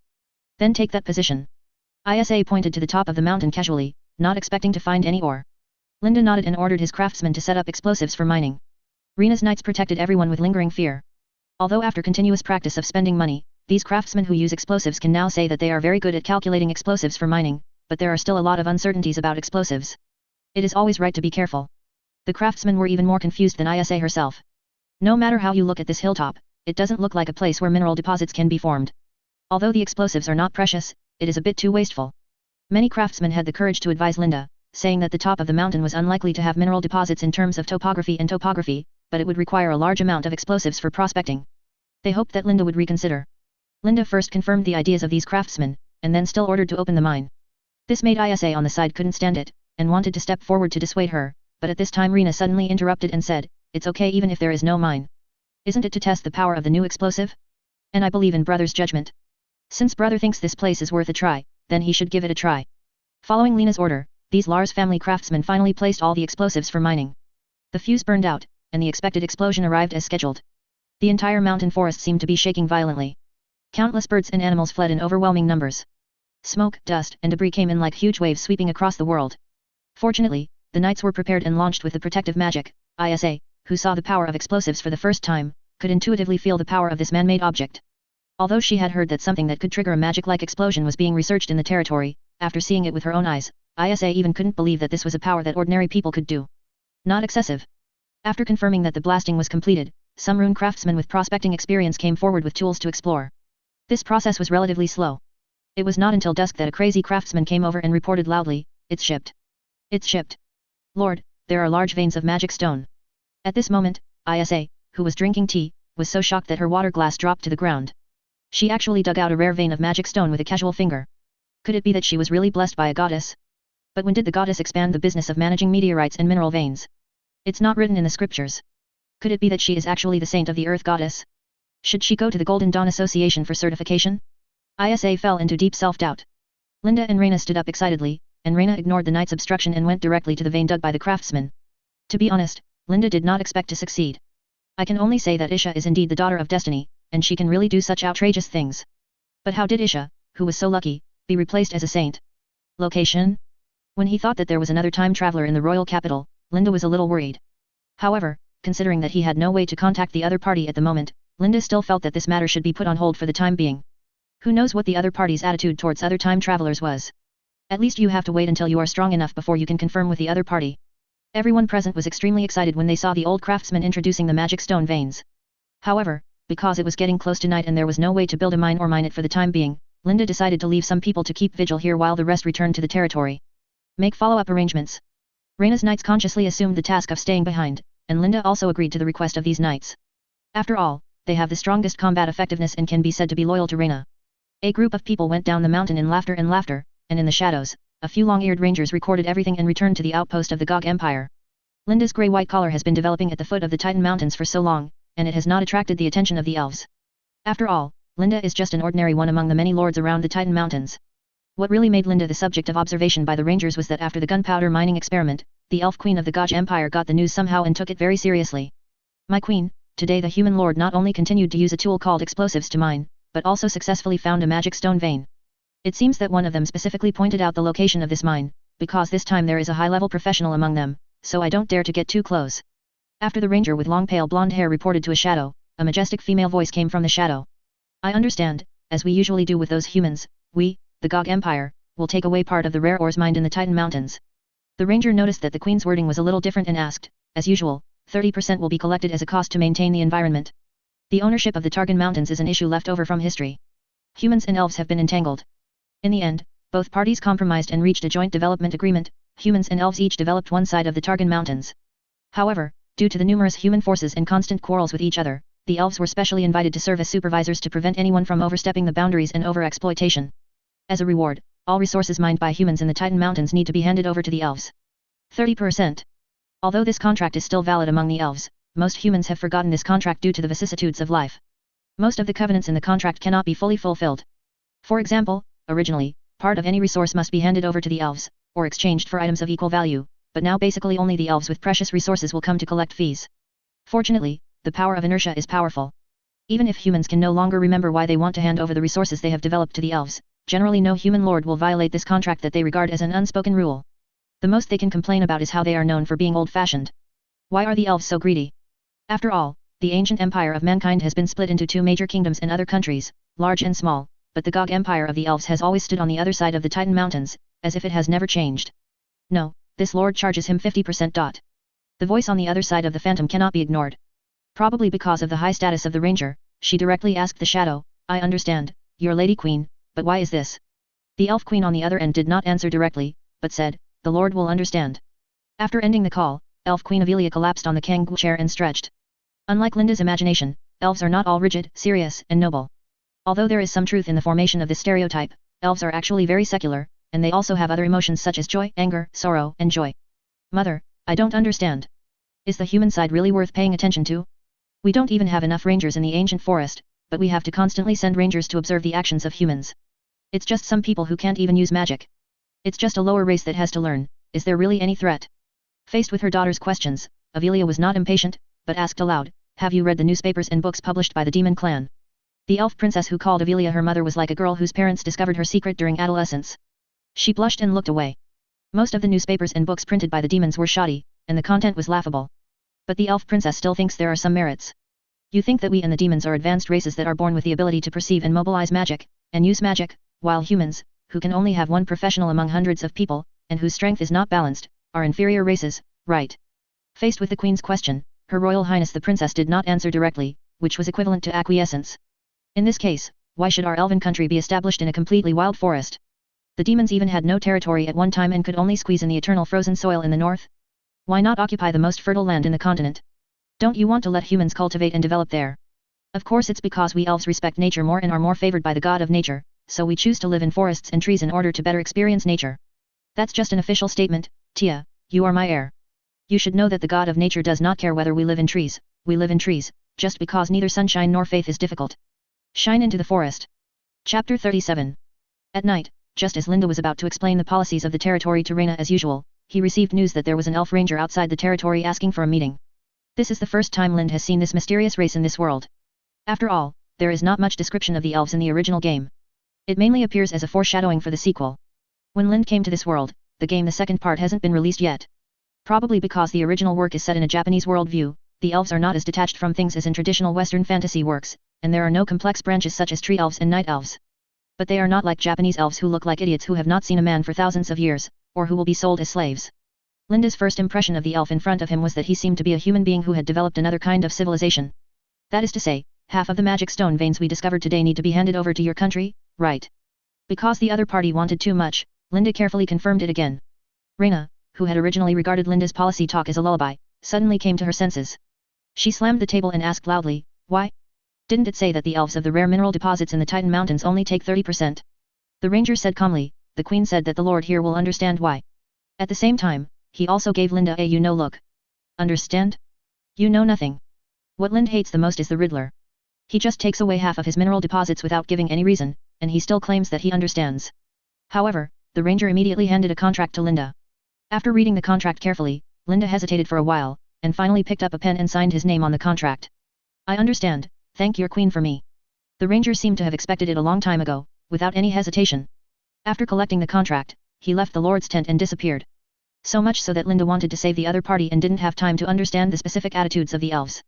"Brother, do we really want to give elves 50% of the magic stones?" Although Lina didn't know what happened, Lina could still see that Linde acquiesced to the elf taking half of the magic stones.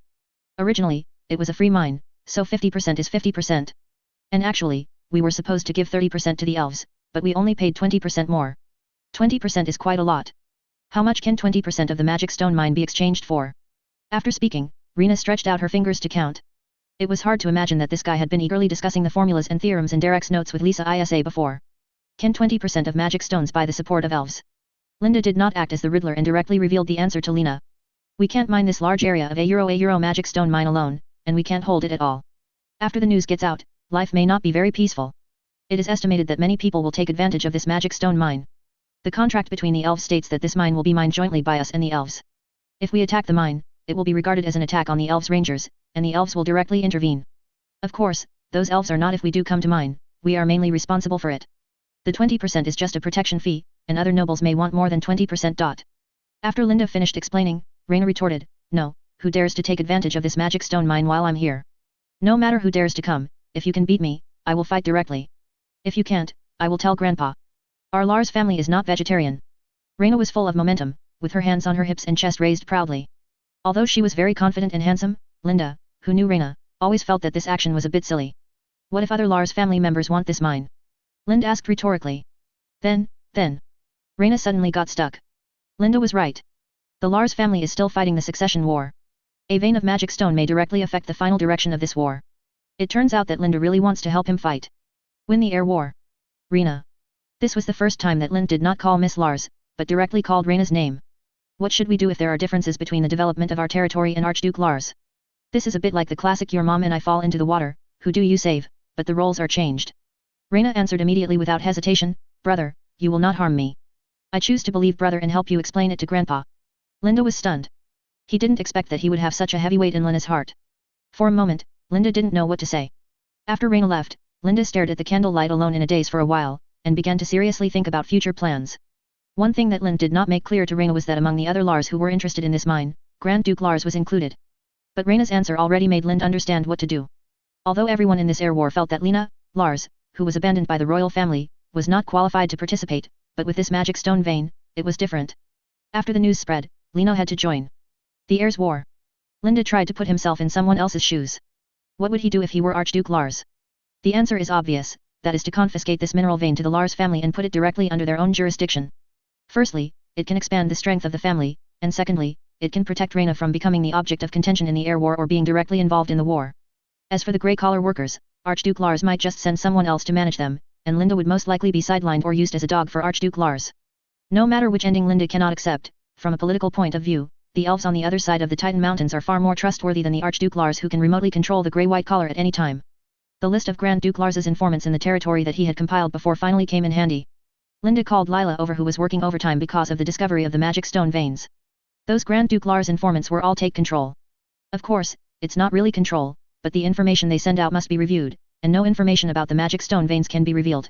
This alone will definitely not be able to hide Archduke Lars from him, but it will definitely delay time and allow Archduke Lars to completely control the mine before he reacts. The informants did not resist much after receiving the notice, because this incident did not touch the bottom line set by Archduke Lars for these informants, which was Reina's personal safety. This operation may even be more in line with Reina's interests. Benefit. Next is what to do after officially entering the air war. It is definitely not possible to just rely on the 50 knights brought by Reina. Although each of those knights has their own merits, each has their own unique skills, their fighting spirit and patience are even more astonishing, and their secret weapons are even more amazing. Give people unexpected surprises. But with 50 people, they couldn't even spread the defense line. What's more, from Linde's point of view, the era of relying on powerful professionals to crush opponents has passed. Collective legion combat is the future, especially after gunpowder can be successfully produced. It may be a bit arrogant to say this. After all, it has been several months since he traveled back in time, and Linde has not really set foot on the battlefield. But just as Linde once thought, the advantage of a time traveler is never the gunpowder vapor, but the thoughts and vision that match the gunpowder vapor. A person in the information age may receive more information in a day than a bard of this era in a lifetime. This is the biggest advantage of time travelers. In fact, after entering stable development, grey-collar workers have always trained soldiers. Lori, who had not appeared for a long time, was left to Linde to manage these soldiers. Because soldiers are rewarded with extra work points, and their welfare benefits are far better than those of other noble lords' soldiers, and even far better than those of noble private soldiers, so there are many people signing up, but because the requirements to become a soldier are also very high, the actual number of soldiers there aren't many more knights than Reina. But for a territory with a total population of more than 1,000 people, the ratio of dozens of retired soldiers is already exaggerated. You must know that some noble knights from small families cannot be completely retired. These dozens of off-duty soldiers are trained not so much as soldiers, but as officers. In addition to basic training, everyone must be literate, learn tactical planning, and be able to use and understand gunpowder. The citizens in the territory who can conduct daily military training are the real soldiers. Chapter 38. After simple processing by the craftsmen in the territory, the magic stone is ready for official use. The next step is to test whether the magic power in the magic stone can be mobilized by the magic trigger, so as to successfully activate the magic circle. Although he has experimented countless times in Derek's notes, this is the first time for Linde to perform this operation. Linde chose a melting pot with a simple composition of runes and a clear magic transmission route, and has been used many times in the territory. The fire array is the array used by craftsmen for chain steel before. With Linde's help, Lisha modified the magic trigger to look like a real trigger. It no longer automatically triggers when placed in the center of the circle, but can be turned on and off through a knob switch. Of course, this switch will also be optimized as part of the magic trigger in the future. As Linde slowly turned the knob, invisible magic power started from the crystal clear black magic stone beside Linde, and slowly poured into the magic circle under the boiler through the runes. Red flames began to spurt out, carrying molten chains. The temperature of everything roars. It worked. We succeeded. The one who shouted excitedly was neither Linde nor Lishan nor Reina, but the old craftsmen present. In fact, these old craftsmen have been tortured by the formulas and theorems in Derek's notes before. They have spent most of their lives debugging the runes with magic power. But you told me that in the future, they must rely on mathematics to calculate the properties of the runes. Location? However, rune craftsmen are also professionals after all and have a certain mathematical foundation. Because even the most talented professional needs to build a spell model when casting a spell, and the model already includes the amount of magic that needs to be mobilized, the launch angle, the launch force, etc. If any of these variables are calculated incorrectly, the spell will fail or even backlash. Professionals have actually already learned basic mathematics when they are learning magic. Just like Reina, although she usually seems to be incompetent and has no political IQ at all, because she is a 6th level professional, she is very interested in Derek. On the contrary, the understanding of notes is the deepest among all, but most professionals do not realize that the spell model they learned at the beginning can be converted into a mathematical model. Later, even though these old craftsmen were very reluctant, under the coercion and inducement of Linde and Reina, they still studied the revised version of Derek's notes and spent more than half a month to carve out this molten magic circle purely by calculation. This state of barely being able to learn and having to learn is the most painful. However, this speed is already very fast. You must know that although there are 3 geniuses, Reina, Lisha, and Isa, there are no computers in this era, not even abacus. Grey-collar workers rely solely on pen calculations to complete the world. The first rune array purely mathematically carved that could be used for practical purposes. Linde also referred to this type of magic circle as the Olympian mathematical circle. After all, mathematics is now magic in the true sense. Of course, in order to prevent accidents, before the official start, Linde asked the old craftsman to use magic power to check the arcane math circle, and only after confirming that it was correct, it was officially started. Looking at the fluorescent array and the tumbling molten iron, the old blacksmith who directed the blacksmiths to work also said excitedly, the temperature is constant and the flame is stable. It's really incredible. All you need to do is control the output of the magic trigger. You can adjust the size of the flame if you continue like this. The old craftsman stopped suddenly because he realized how terrifying what he said next was. But Linde on the side continued what the old craftsman said, if this continues, even ordinary people can be rune craftsmen. Ordinary people can also become rune craftsmen, which means that as long as the supply of raw materials and magic stones is sufficient, grey and white-collar workers can continue to produce steel at full capacity. What's more, the applications of arcane magic circles and rune triggers can obviously be used for more than just chain steel. However, the grey-collar rune craftsmen are not worried about losing their jobs. On the contrary, according to the documents that Linde drafted before, these craftsmen have already reserved management positions in the future. As long as their performance is not too bad, they will be able to rest in peace from now on. Count money. For these rune craftsmen who can only serve as a starting point for mid to high-level professionals, who are at the bottom of the contempt chain among professionals and who only came to grey-collar jobs because of their lack of strength, it is simply like Qin Shuang touching a wire, a loser. In fact, chain steel is not the highlight, at least for today's grey-collar workers. In fact, the originally efficient steel production capacity cannot be absorbed, let alone the steel that has started to be magically industrialized. The arcane array in the chain steel factory is more of an experimental nature, and what Linde wants to inspect next is today's important project. That is to use arcane magic circles to simulate alchemy to make alchemy potions. Apart from food, what is the most valuable thing in troubled times? That's weapons and medicine. In today's northern territory, there are constant wars and bandits, and adventurers are fishing in troubled waters, whether they are the adventurers who first came to the northern territory to find the secret treasures of the empire thousands of years ago, or the black glove bandits who were employed by the lords, or even the relatives of the nobles. Soldiers have a huge demand for alchemy potions. As mentioned before, the alchemists in this world are different from the alchemists in the Renaissance in the previous life. They do not believe that things can be refined by just stirring a cauldron, but that each alchemist each school has its own unique refining magic, and the refining magic required for each alchemy prop also has a different spell model. What will be reproduced this time with the rune magic array is the most common recovery potion refining technique in the world, known as the alchemist's entrance examination. That's right, the name of this potion is recovery potion, and it is exactly the same as the red potion in a transparent test tube in the RPG game, both in name and function. Of course, the reality is definitely not the same as in the game. No matter what kind of injury you drink, you can recover. The main purpose of this recovery potion is to treat trauma and restore physical strength. It can be used internally or externally. The required materials are also very common. It is very popular among mercenaries and it is welcomed by adventurers. Because it is a basic potion, spell models are everywhere on the street, and there are even many magic modified versions. Lord, you can start at any time. Lisha stood next to the magic trigger and waited for Linde's order. The medicine refining device was still very primitive. Except for mobilizing magic power to develop the runes and use the recovery potion to refine it, all other operations still needed to be done manually. For example, steps such as stirring the alchemy boiler, preparing materials, taking out the finished product and putting it into storage bottles, etc. Fortunately, these steps do not require the use of magic power, but the most critical mixing step still requires workers to be trained. Industrialization does not happen overnight. Now we can only build a shell, but it is not easy to build the shell well. Well, let's get started. Following Linde's order, the trained workers began to mix the materials in proportion, stir, and turn on the magic trigger.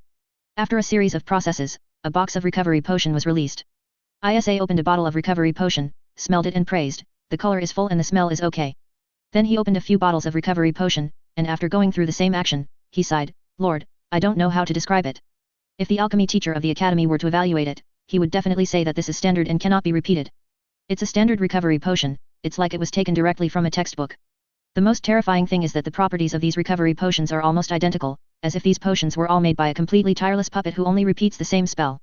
One can imagine how devastated the low-level alchemists who make a living by selling recovery potions will be after this batch of restoration potions is circulated on the market.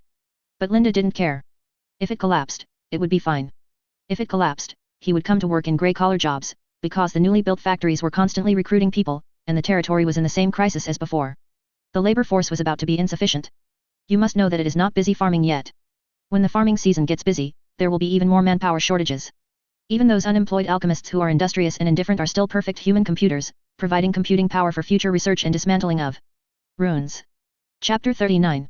Watching batches of recovery potions begin to be produced, Linde suddenly said to Isa next to him, do you think there is a possibility that we can use the arcane magic circle to produce holy water? Holy water is the most advanced potion that the heroine can make in the game. Its effect is to relieve all abnormal conditions on the body. It is very precious. From the end of the game to the end, the number of holy water that the heroine can make can be counted on 2 hands. The reality is slightly different from the game. The specific manifestation of holy water in this world is a universal antibiotic. Not only can it fight against plague diseases, but it can also relieve various curses. The most important thing is that it will not produce drug resistance. Of course, it may also be because holy water is so precious that most people cannot use the amount that can produce drug resistance. Impossible, absolutely impossible.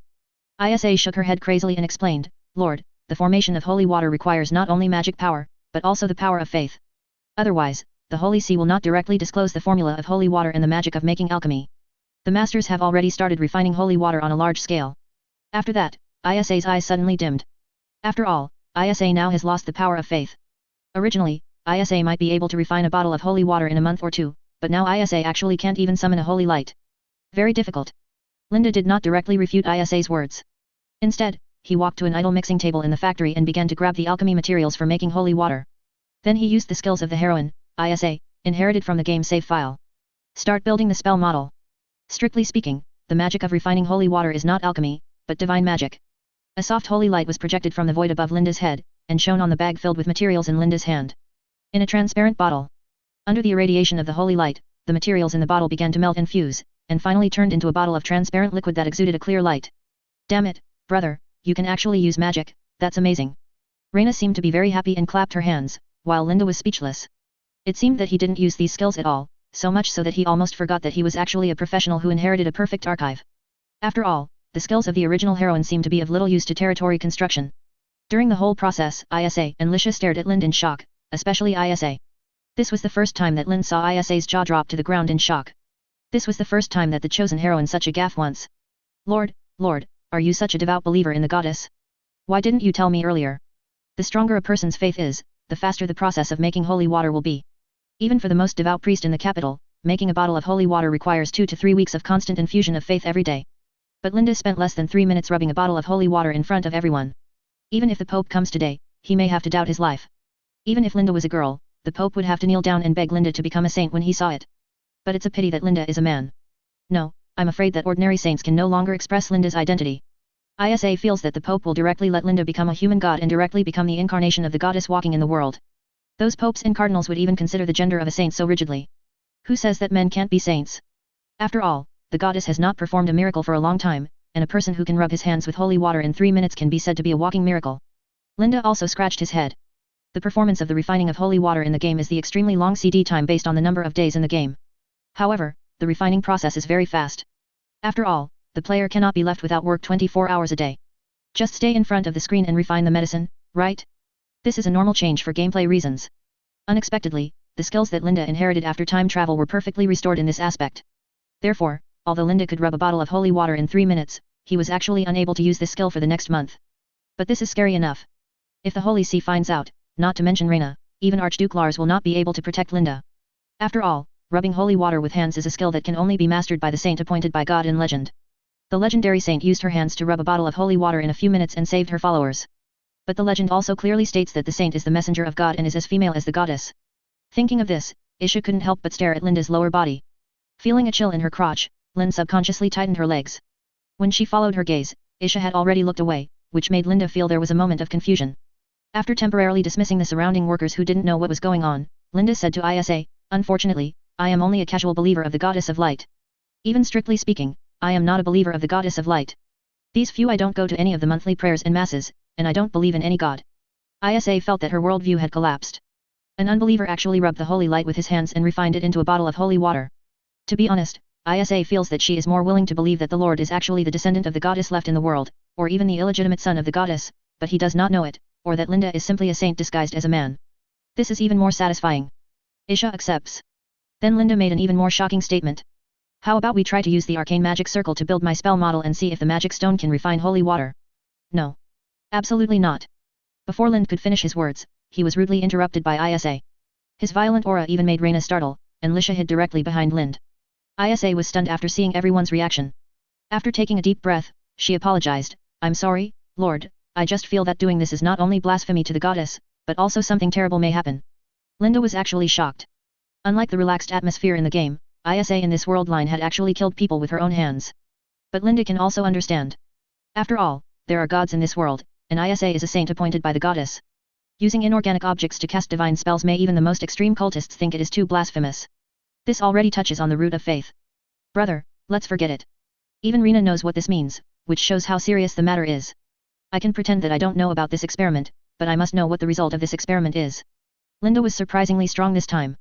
After all, because of the so-called god, Linde has actually been restrained in his policies and some things, including the construction of churches in the territory that has been delayed for a long time, and whether to carry out small-scale religious activities in the territory.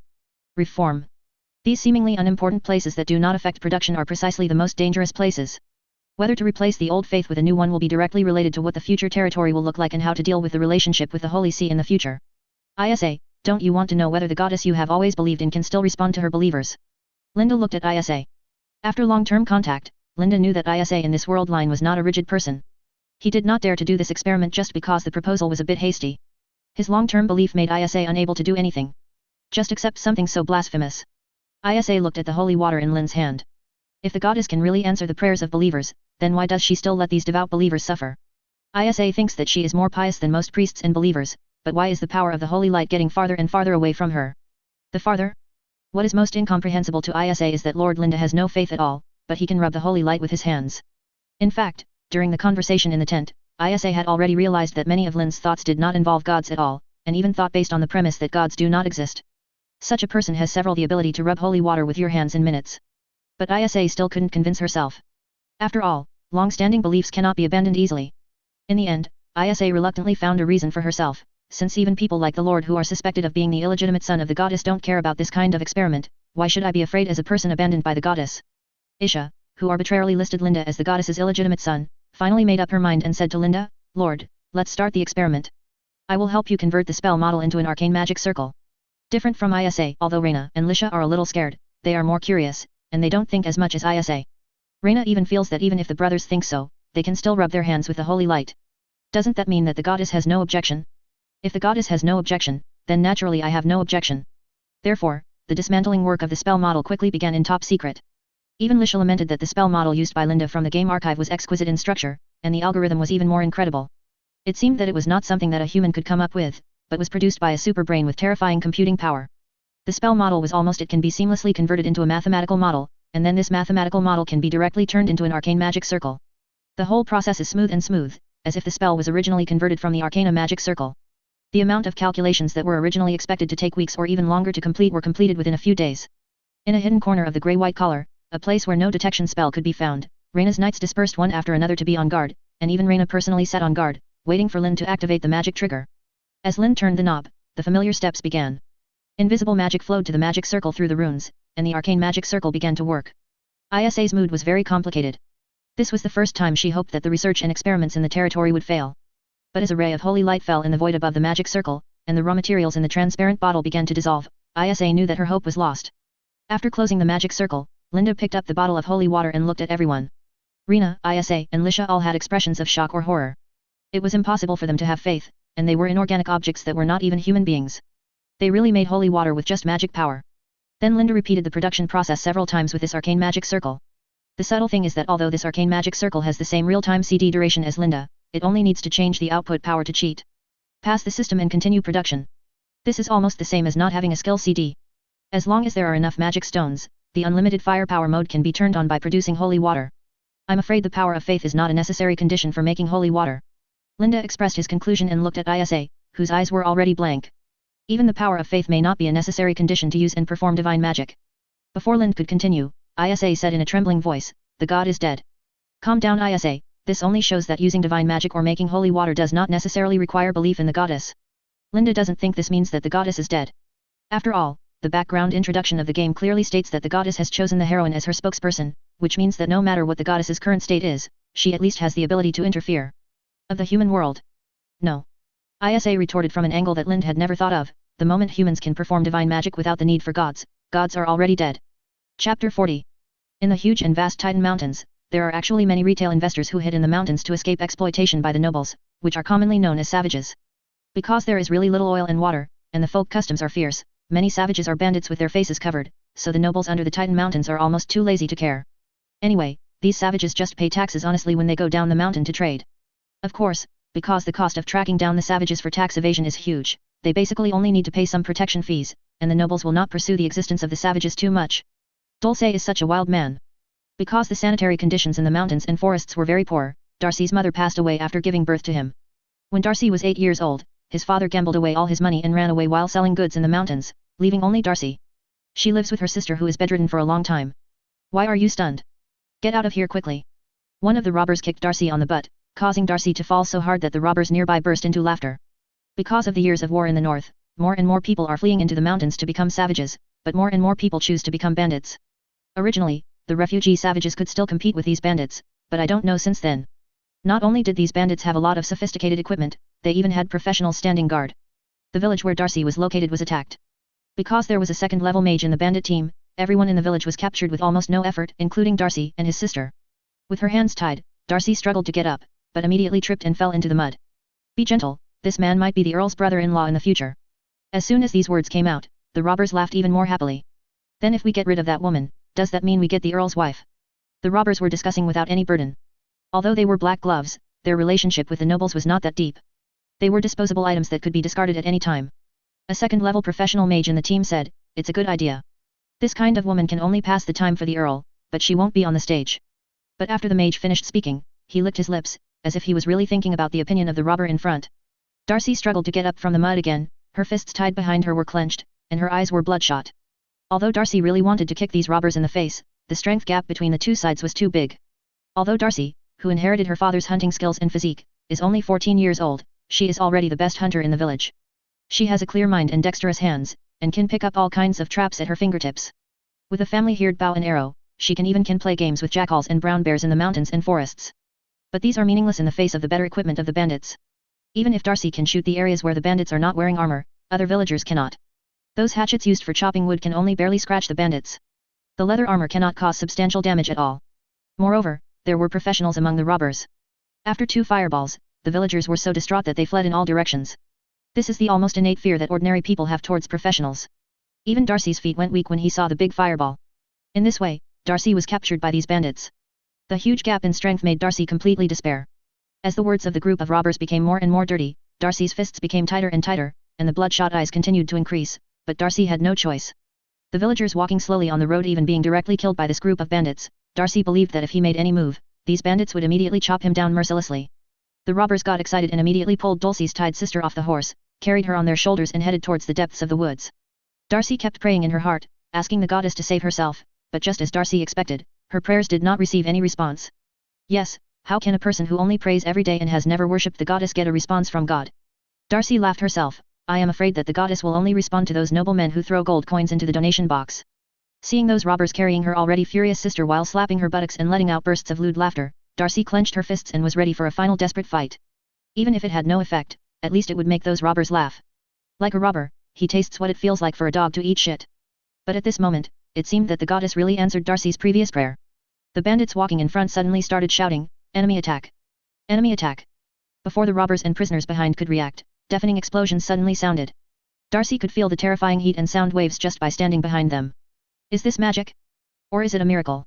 Darcy, who was completely confused, looked at the scene in front of him in disbelief. It seemed that even the leather armor of the robbers could not completely protect against the debris generated by the explosion.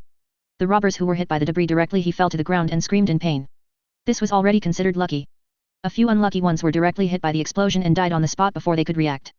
The robbers immediately dropped Darcy's sister, drew out their sabers and looked blankly at the explosion area. They still don't know what happened. Don't be afraid. This kind of powerful spell cannot be cast continuously. Find the enemy and counterattack. Counterattack. The professionals in the team immediately began to take command, allowing the bandits to regain some sanity. Immediately, the bandits began to move closer to each other and surrounded the spellcasters in the team. Darcy immediately lay down next to her sister. Although she didn't know if it was a crime or not, it didn't matter. Darcy just wanted the group of robbers in front of her to die. Dulcie, stone. My sister opened her eyes and turned her body to remind Darcy. Darcy immediately reacted and followed her sister's line of sight to find a stone with some edges. She immediately ground the rope on the stone to bind her hands.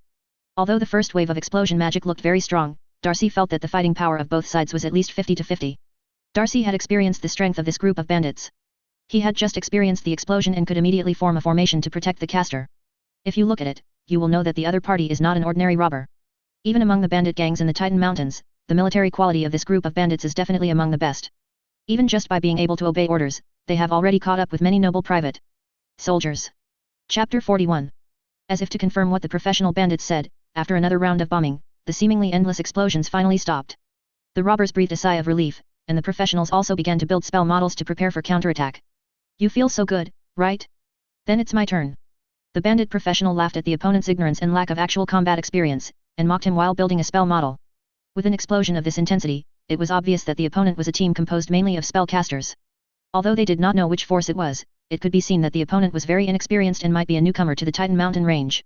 Such indiscriminate bombardment followed by such silence, the bandit caster could almost conclude that the other party stopped casting spells because all the magic power of the caster was exhausted. Because the magic power of a spellcaster is extremely precious, ordinary soldiers are usually used to detect the opponent's location, and then the spellcaster starts to use spells to attack the opponent. Those who throw away spells without even seeing them are obviously amateurs among amateurs. Unless everyone on the other side knows the explosive spell, and this spell is free. How is this possible? The robber caster smiled. How could there be such a ridiculous thing in the world? He was really knocked out by the explosion. But soon the bandit spellcaster stopped laughing. A group of soldiers wearing silver and black armor rushed out of the smoke generated by the explosion. The robber at the front subconsciously slashed with his knife, only to find that his knife bounced away with a crisp sound. Only then did the bandits realize that all the soldiers in this group were wearing armor, and it was not leather armor or other customized armor, but identical split-plate armor. The silver-black soldiers seemed to be ruthless killing machines. They stood directly in front of the robbers through the smoke, and slashed with their knives, as if they had determined that the robbers' tattered gadgets could not hurt them at all. Evil spirits in the smoke. And this is also true. Although the swords of the bandits are much stronger than those of the refugees, they are like a toy in front of these soldiers, breaking at the touch. Even the spellcasters were directly stabbed before they could complete the spell model. Hacked to death. At this time, Darcy had forgotten to use a stone to break the rope that tied him, but stared blankly at the battlefield in front of him. Those bandits who tried their best to catch themselves like chickens were knifed one by one in front of this group of heavily armed soldiers. Those bastards that Darcy had been selling for several years could not even put together a set of leather armor, and they were killed by the blades of these soldiers. It was like a blank sheet of paper, and the butcher knives that had killed several homeless savages could not even break through the defense of this group of soldiers. Boom. A bandit spellcaster finally built a spell model, and several bowl-sized fireballs hit a silver-black soldier directly. The soldier rolled to the ground and immediately took out a bottle of recovery from the bag tied to his leg. The potion was poured directly into the mouth, and his movements were smooth as if there was no hesitation. You must know that although these recovery potions are necessities for mercenary bandits and adventurers, most people are only willing to drink them when they are at a critical moment of life and death, and one bottle is used as 3 bottles. It can be used for a year if mixed with water, but these soldiers treated the recovery potion as if they were drinking mountain spring water from the roadside, and drank a whole bottle directly. The robbers were more desperate than Darcy thought. After all, Darcy could only see that the equipment of these silver-black soldiers was very powerful, but the professionals among the robbers knew their stuff. These soldiers who drank recovery potions as water not only had enchantments on their weapons, but also had enchantments on every part of their split plate armor. No wonder he can drink the recovery potion as water. Which lord's soldier is this? Instead of protecting the lord, he comes to the Titan Mountains to torture people? The bandit leader immediately raised his hands and put down his weapons to surrender. As expected, a tall silver-black soldier immediately let the bandit leader go after seeing it, and slashed to death a professional who ran past the bandit leader with a knife. The remaining bandits also raised their hands to surrender, and the battle soon ended one-sided. Everyone is under control, and everyone is searched. No one is allowed to let go. Lowry, who was at the front, took off his helmet and directed the soldiers to control the scene. It has to be said that this group of bandits is the strongest group that Lowry has encountered in the past few days. However, under the absolute crushing of equipment, these bandits still have no chance. At most, a few of the soldiers above were beaten several times. Magic was injured. This feeling was so good. Lowry had never fought such a rich battle. Even if Linde continued to ask him to practice walking forward and recite the 3 major disciplines and 8 points of attention, Lowry felt it was worth it. Immediately, some soldiers began to search and detain the robbers, while others began to rescue the prisoners. Even the ropes that tied the prisoners can be used on these robbers immediately. It can only be said that the reincarnation is good. The soldiers also kindly took out their own recovery medicine and poured it into the weak prisoners. One soldier even directly pulled out a pamphlet, began to ask about the age and family situation of each prisoner, and continued to comfort these newly rescued prisoners. The sincerity of his tone and the sincerity of his attitude made the captives think that the goddess had appeared, and they sent Paladin down to rescue them. They all knelt on the ground and kowtowed to the soldiers. The soldier in charge of recording quickly helped the prisoner up and said, "Everyone is equal. You don't have to kneel anymore. If you really want to thank us, just cooperate with the investigation." But these words made the captives more firmly believe that the legendary Paladin had saved them, and more people knelt on the ground and kowtowed. Lowry on the side couldn't stand it any longer and urged, "Secretary, if they want to kneel down, let them kneel down. It won't be over until the registration is over. I have to call it a day and go back to drink." The soldier known as the secretary immediately retorted, "Comrade Lowry, this is not a question of whether to kneel or not, but to let these people know that they don't have to be afraid of us, so that we can do our work better. And Comrade Lowry, military orders stipulate that drinking is not allowed during missions. If you insist on drinking, I have the right to report you to Mr. Linde." When Lowry heard this, he immediately recalled the last time he was reported for drinking secretly. Linde punished him by copying the 3 disciplines and 8 points of attention 200 times. He immediately ran out of options and pouted and said, okay, oops. Those of you who went to ISA's class all talk the same way, it's really boring." Chapter 42. Because the scene of the heavenly soldiers suppressing the bandits was too shocking and brutal, all the rescued savages showed no resistance to heading to a new territory. All the rescued savages got on a carriage and prepared to go to Grey and White Collar. 2 soldiers in armor were responsible for protecting these people, and the other soldiers escorted the captured bandits back through another route. One of the soldiers responsible for protecting everyone is the one Lowry calls the secretary. On the way, this secretary has been telling everyone about the various regulations of grey collar workers and telling everyone that from now on, all of you are grey and white collar residents have their debts written off and are protected by grey and white collar laws. In fact, the savages are somewhat disgusted with the fact that they suddenly became the citizens of a territory, because most people became savages to avoid the exploitation of the lords, even though the secretary described the grey and white collars as being like the kingdom of God on earth, where even the lords keep the laws he has laid down. But who would believe it? The law can't be changed if the lord wants to change it. Although the clerk said it earnestly, most people still think that the previous attack on the robbers was just a gang fight, but they were forced by another full man next to the clerk. The oppressive feeling of the thick-faced soldier and the trust in the secretary made no one think of escaping. Darcy's focus was not on the new territory he was about to reach, but on moving his position on the carriage and taking the initiative to come to the soldier with a sinister face. While the secretary was still preaching about the grey collar policy, Darcy asked the ferocious-looking soldier, "Are you still recruiting people in your army?" The soldier glanced at Darcy and then replied, "Bruno." Darcy was stunned for a moment, then realized that the other party was introducing himself, and immediately replied, "My name is Darcy." Bruno nodded and began to answer Darcy's question, "Of course we are recruiting, but the Lord has always felt that soldiers like us would rather be in short supply than in surplus. We only recruit people with innocent backgrounds and have never done bad things. Moreover, our army has many rules. Many of the first batch of recruits resigned because they couldn't adapt." Darcy understood, but didn't seem to understand. Don't soldiers only need to be able to fight? And how can a soldier resign? In Darcy's impression, soldiers are just bandits with aristocratic backgrounds. Bandits are as easy as combing soldiers through grates, and soldiers are as likely to rob. They are more ruthless than bandits. After all, bandits only want to make a profit and then leave, but soldiers can exploit them intensively. Seeing Darcy's confused look, Bruno also took out a pamphlet from his arms, pointed at the title printed on the pamphlet with his thick dark fingers and said, "If you can accept this, you can come try it." "I can't understand, I can't read." Darcy shook her head. The expression on Bruno's face did not change at all. He still had a sideways face with a fierce look on his face. He pointed with his finger at the first word on the title and read it word by word while pointing, 3 major disciplines and 8 points of attention. Then, Bruno opened the booklet and read the contents inside. It seems that because Bruno has just started to read, he reads slowly, but because Bruno has read this booklet many times and can recite it by heart, so as he goes to the back, Bruno reads more fluently. Darcy stared at the content in the booklet with his mouth open. If he could do this, he could be called a paladin, right? It would be no exaggeration to say that this kind of character is the standard for becoming the legendary knight of the gospel. Then, Bruno introduced the welfare benefits of soldiers, which made Darcy drool. As the smartest person in the village, Darcy knew how exaggerated this welfare package was. No wonder the requirements for character are so high. With this kind of welfare it's too much to go out and grab the benefits. Darcy calculated that if she lived frugally, she could support her sister and even treat her illness as a soldier. As for the daily training content, Bruno said, although it is very hard, it is not a problem in Darcy's eyes. No matter how hard it is, he does not have to go hunting by himself. He still has a stable income and can make military exploits. Until Darcy listened to Bruno's words, he paused and said, I still need to learn how to read. This made Darcy freeze on the spot. Do you actually need to be able to read when you are a soldier? But Bruno continued, it's not mandatory, but at least you must be able to understand the orders, and if you are illiterate, you will not be promoted. In fact, none of what Bruno said is a problem. The real problem is the prejudice in people's minds. In this era, being a soldier is never a good choice. It means that you may die in battle at any time, which means that you may never return to your hometown. In this era, there is no such thing as an honorable discharge, either he died in battle, or he fought until he could no longer fight and was abandoned by the army. Not to mention that there is actually no essential difference between ordinary soldiers who are not professionals and bandits and refugees. They both live precarious lives. But after hesitating for a moment, Darcy still said, I want to be a soldier. This is an opportunity to stand out. Darcy is keenly aware of the exaggerated equipment of these soldiers, which shows that the Lord really values these soldiers in front of him. The death rate of these soldiers must be very low, and becoming a soldier may be even more serious. Safety. No. Bruno glanced at Darcy and said, you are too young. The Lord stipulates that you must be at least 16 years old to become a soldier. I'm already 16, but I'm just a little shorter. After saying that, Darcy also showed off her muscles that she had developed through long-term hunting. Bruno, who touched his chin and took a closer look at Darcy's body, still said, even if you are really an adult, people who have just arrived in the grey-collar field cannot become a soldier. You must at least accumulate enough work points to sign up.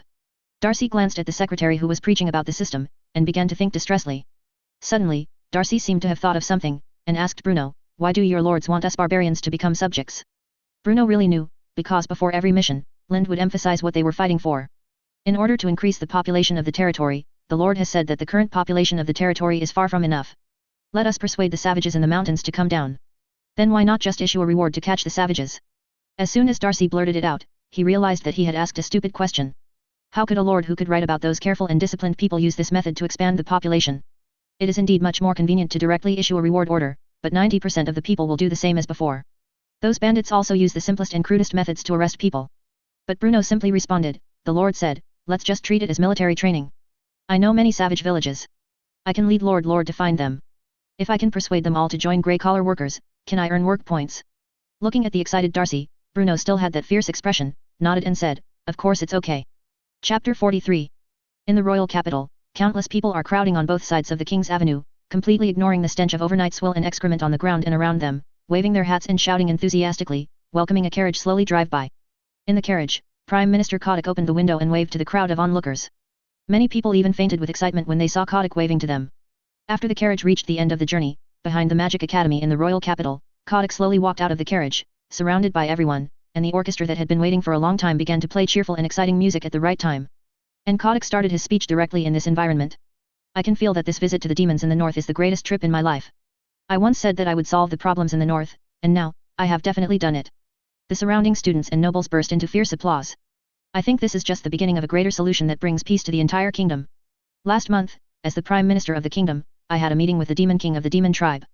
Now I have a document signed by both of us. As Kotick took out a document filled with contracts and waved it around, the atmosphere at the scene reached its peak. Long live! Long live peace! There were endless cheers at the scene, and everyone was immersed in this cheerful atmosphere. It wasn't until Kotick stopped waving and pressed his hands down to indicate that the crowd around him became quiet. Some of you may have heard what's in this, but I want to read it to you anyway. Seeing that the crowd quieted down a little, Kotick continued. On behalf of the King of the Cape Kingdom, His Majesty the Great Augustine III, and His Excellency the Demon King of the Demon Clan in the North, we had an in-depth meeting a month ago. We unanimously realized that the relationship between the Cape Kingdom and the Demon Clan is of great importance to it's the most important issue for both sides. We believe that the previously signed agreements, as well as the Northern Territory Withdrawal Agreement, symbolize the aspirations of our two peoples, never to go to war with each other. Fierce cheers broke out again from the crowd. War is very cruel. If you die, you will not be resurrected. You will not be stabbed a few times and still be alive like in the night novels. You will not have time to fall to the ground and say your last words.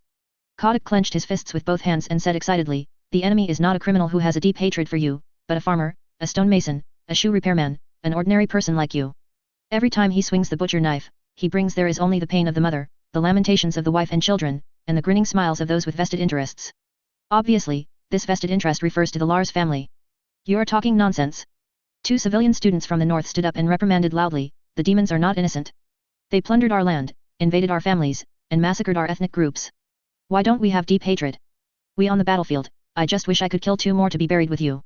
The 2 students pointed out the loopholes in Kotick's words, that is, the war between the north and the demons was a self-defense war, but Kotick cleverly described the war as a fight between the 2 sides. Kotick frowned and scolded, don't you have any conscience and don't feel any heartache for your dead comrades? I understand, you must be the ones with vested interests. After saying that, the guards immediately dragged the 2 troublemaking students out. Kotick cleared his throat and continued, so in order to prevent any more meaningless casualties, we decided to use consultation methods to deal with any other issues involving the relations between our 2 countries. Although Kotick unknowingly acknowledged the founding of the demon tribe and talked about the demon tribe as if it were also a country, no one found any problems because it had always been promoted in this way. We will continue to work hard to bridge our differences to ensure we contribute to peace in the future. I have brought peace to the Cape Kingdom for a generation. As Kotick finished his last words and held up the contract in his hand, the crowd cheered louder and louder. The bards in the royal capital continued to praise the great achievements of Kotick and the king, and some of them were embellished. For example, the Lars family in the north continued to use conspiracies and tricks to obstruct the peace talks between Kotick and the Demon King, but they were all tested one by one. Prime Minister DK resolved the situation intelligently. Therefore, many people even went to the Northern Grand Duke's mansion in the royal capital to provoke, and even some minor nobles were proud of who could make the Lars family angry. The contract brought by Kotick was also specially bound and framed, and placed in the college for the students to watch. It can be said that now, except for the northern border, the whole country is celebrating. Archduke Lars, who is sitting in the mansion, is not as anxious as the outside world rumored. The other 3 archdukes and the king have already begun to strangle the northern territory. There is no point in worrying about the lost territory. After the eldest son is Reina, after his father's death, Grand Duke Lars has actually been pursuing a strategy of shrinking and maintaining stability. Grand Duke Lars feels that he is really old. If he were younger, he would go to the initiators of this show no matter what and tell them what the real situation is in the north. The demons are already a little crazy, and part of the territory in the north is it simply cannot satisfy their wolfish ambitions. However, after experiencing the loss of his son in his later years, Archduke Lars no longer had the energy to do such seemingly meaningless actions, and the right to speak in public opinion was no longer in his hands. What's more, Archduke Lars was also somewhat influenced by the public opinion in the royal capital, and felt that this contract could really alleviate the pressure from the outside in the north, which was attacked from 2 sides. What makes Archduke Lars even more upset is that the air war has not yet decided a winner.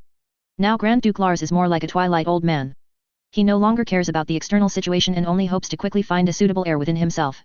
Of course, Archduke Lars could directly declare that the intended heir, Rena's brother Sean, won because he had the largest and richest territory, but Sean's uncles seem to have formed an alliance unknowingly, and the combined total the overall strength is not much weaker than Sean.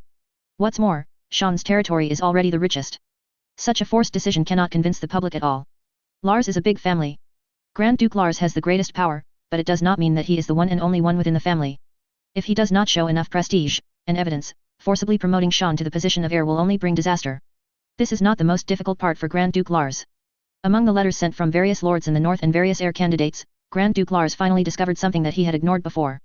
Linde is gone. Grand Duke Lars had known about the sugar sales for a long time, but he didn't pay much attention to it. He just thought that the grandson-in-law probably had some secret recipe within the family, which he used to make some extra money for the territory. Even if a territory with hundreds of people can produce snowflake candy, how much money can it make? It wasn't until the information about grey and white collar flowed in from the few words of various lords that Archduke Lars realized that something was getting more and more wrong with grey and white collar. I originally thought there were only a few hundred people, but I didn't expect that the grey-white collars were constantly absorbing refugees, and now it has developed into a normal viscounty size of more than 1,000 people, and it is still increasing. Then came the magic stone mine. Grand Duke Lars's first reaction when he heard the news was to take over the grey and white collar directly, and directly asked Reina to come back, and then transformed the grey and white collar into a specialized mining territory to prevent the important magic stone mine from being destroyed. Others take it away. But then I saw the news that the grey and white collar magic stone mine behind them had been mined jointly with the Gog Empire, that is, the elves. Anyone who attacked the magic stone mine would be directly regarded as attacking the rangers of the elves. No one dared to take advantage of the rigid elves. The surrounding lords could only stare at the grey-white collar's magic stone veins, even Grand Duke Lars. The most important thing is that Grand Duke Lars got this news from other lords. Reina's letter did not mention it at all. Even the monitor arranged by Grand Duke Lars around Reina was not aware of it. Covering up this matter. At this time, Grand Duke Lars realized that the vassals of my vassals were not my vassals, and even my vassals were not necessarily obedient. The vassal system was so cunning, the grey and white collars were actually independent. Rina is fully qualified to participate in the successor war, but she has been on the edge due to personal reasons. And when the magic stone veins were discovered, it was no longer Rina's decision to participate in the successor war. Grand Duke Lars thought with his toes and knew that it was the work of the grandson-in-law he chose. If his eldest granddaughter had such ambition and strength, what kind of succession war would there be? With the brains of his eldest granddaughter, Grand Duke Lars, it is seriously suspected that she was sold by her grandson-in-law and helped count the money. After all, this is not the first time this has happened. Especially when Archduke Lars saw that the grey-collar workers were still producing recovery potions and no longer needed his financial assistance at all. There have been voices within the Lars family that they no longer need to deliver resources and supplies to the grey-white collar workers, and some people have begun to regard Rina as a candidate for heir. After thinking for a long time, Archduke Lars decided to continue to assist grey-collar workers, but reduce the amount of aid. In any case, the successor war must be accelerated now. Rina and Sean are siblings, so they are naturally in the same camp and can fight against those uncles who are ready to take action. In Grand Duke Lars's vision, Rina should be used as a support demon to make the grandson-in-law bleed. Even if independent capital is obtained, it will only be on the scale of a sub-county after all. Sugar, magic stone mines and potions are all hugely profitable industries, but after all they cannot compare with the Lars family's century-old accumulation. How can a young boy really turn it over? What kind of waves can't be made? Although the future progress of the successor war will not be as smooth as Grand Duke Lars imagined, and it can even be said to be contrary to Tiangang compared with Grand Duke Lars's idea, at least that is what Grand Duke Lars thinks. Now. Chapter 44. Just as the capital of the Cape Kingdom was celebrating and everyone was immersed in the dream of peace, the demons had completed control of the territory north of the Broken Snow territory, and the important mineral and resource areas in the north were thus handed over. Gave it to the demon clan. Countless refugees flocked to the Broken Snow territory, hoping to return to human territory, but Duke Lars, who was guarding the Broken Snow territory, turned a blind eye to these refugees. Of course, the gate will still be opened occasionally, either if you have money or the demons let people in. Open the city gate. Remember, let the priests of the Holy See set up the purification barrier. The knights are also keeping a close eye on me and no one is allowed to come into contact with this group of refugees who have been let in. Following Duke Lars's order, Broken Snow leaders slowly opened the city gate, and a group of nuns wearing tattered nun uniforms slowly entered the city with even more scantily clad refugees. A blanket was built out of the city with woven cloth, and all people entering the city were only allowed to walk on this blanket. If any refugee tries to step out of the blanket, he will be instantly wiped out by the knights who are watching him all the time. There are many priests around the blanket casting purification enchantments to prevent any strange germs and curses from flowing into the city. Many priests actually didn't quite understand the meaning of this order. They even wanted to go up and say hello when they saw the nun's uniform worn by the leading nun bearing the mark of the Cathedral of Our Lady of Salvation. After all, the Cathedral of Our Lady of Salvation is the most influential church in the north, and the nuns there are known throughout the kingdom for their loyalty. But when the priest saw the face of the leading nun, he unconsciously took a step back and increased the power of the purification barrier in his hand. The face of the leading nun was covered with foul-smelling abscesses, and green water even flowed from several ruptured abscesses. The tattered nun's uniform could not cover the scars all over her body, many of which had not yet been eliminated. Purple-green traces and many curse marks. It was obvious that this nun had suffered inhuman abuse. Just looking at the number of curse marks on her body, the priests thought it was incredible that this nun could survive. Flora. It's Scarlet Saint Flora. A priest seemed to recognize the leading red-haired nun and shouted in shock. All the priests and knights turned their eyes and looked at the nun named Flora. Some people regret it, some people lament it, and some people don't understand it. With the influence of the Scarlet Sister, Ming Ming will be treated as a guest no matter where he goes. Those who have received the help of the Scarlet Saint can be queued from the Royal Capital Academy to the city gate. Even the name of the saint is just a spontaneous honorific title among the people, and the church has already prepared the official title. Flora only needs to wait for Flora to return to the capital before she can truly become a saint canonized by the Holy See. But before Flora was officially banned by the Holy See, she chose to stay in the Cathedral of Our Lady of Salvation in the north to help and treat the people there. But now, facing Flora who was covered in abscesses and curses, everyone took 2 steps back unconsciously, for fear of being infected by the disease and curse on her. After careful inspection, the priests discovered that everyone in this refugee team seemed to have varying degrees of disease and curse, especially the nuns, which were almost unbearable to look at. No wonder the Lord was so serious when he entered the city this time. He was almost a walking biochemical army. When the leader of the Scarlet Saint saw that she was recognized, she couldn't help but want to cover her face with a nun's scarf, but found that the broken nun's scarf could no longer cover the abscess on her face. Lady Flora, why did it become like this? A church pastor asked his colleague next to him while running the purification barrier at full capacity. I heard that plagues and curses were implanted by demons. It's not the first time anyway. I've seen a lot before I escaped back, but this is also the first time I've seen Lady Flora with so many curses. But it should be cured with holy water, right? In order to save Lady Flora, the Holy See should be willing to use holy water, right? Obviously, the priest who said this still had hope in his heart, but his colleague next to him said, holy water is not milk from the pasture. Just like Lady Flora, I'm afraid it will take a long time to wash with holy water. The Holy See really still has it. So much holy water? And yes. The colleague mysteriously said to the priest, because Lady Flora has been resisting the demons in the Cathedral of Our Lady of the Rescue, she has been described as a sinner who destroyed the peace by the adults in the royal capital. Not only does she not know how to use holy water for treatment, I heard that even the title of saint has been cancelled. How could this be? The priest's brows were so furrowed that he almost killed a fly, but his colleague continued, if you ask me, this Flora is not a good person, otherwise why not commit suicide? I'm afraid she will come back with curses and plagues. I have taken refuge with the demons a long time ago, and I came back just to spread the plague. A nun walking on the carpet heard the whispers between the two priests and retorted angrily in a hoarse voice, what do you know? Do you know what these demons are using to threaten us? If it weren't for Flora, sir, we don't know how many people are going to die outside. The demon cavalry who followed this group of refugees into the city directly hit the nun's back with a wind blade. The nun's back was torn to pieces, and yellow-green thick water was sprinkled on the carpet. That's right, so what? I've left you, an inferior race, with a miserable life. You should thank the demon king. The green-skinned demon on horseback not only did not deny it, but also looked at the priests present with cruel eyes. Flora turned back and helped the nun who was knocked to the ground, like an emotionless machine. I'm sorry, Lady Flora. Tears welled up in the corners of the nun's eyes. She wanted to die now, but being stared at by these demon cavalry, she couldn't even commit suicide. They can only follow the requirements of the demons, and after returning to the northern border, they wander around the northern border. Behind them are always the group of licensed demon cavalry who are watching. These demon cavalry have even been allowed to travel to the northern lords.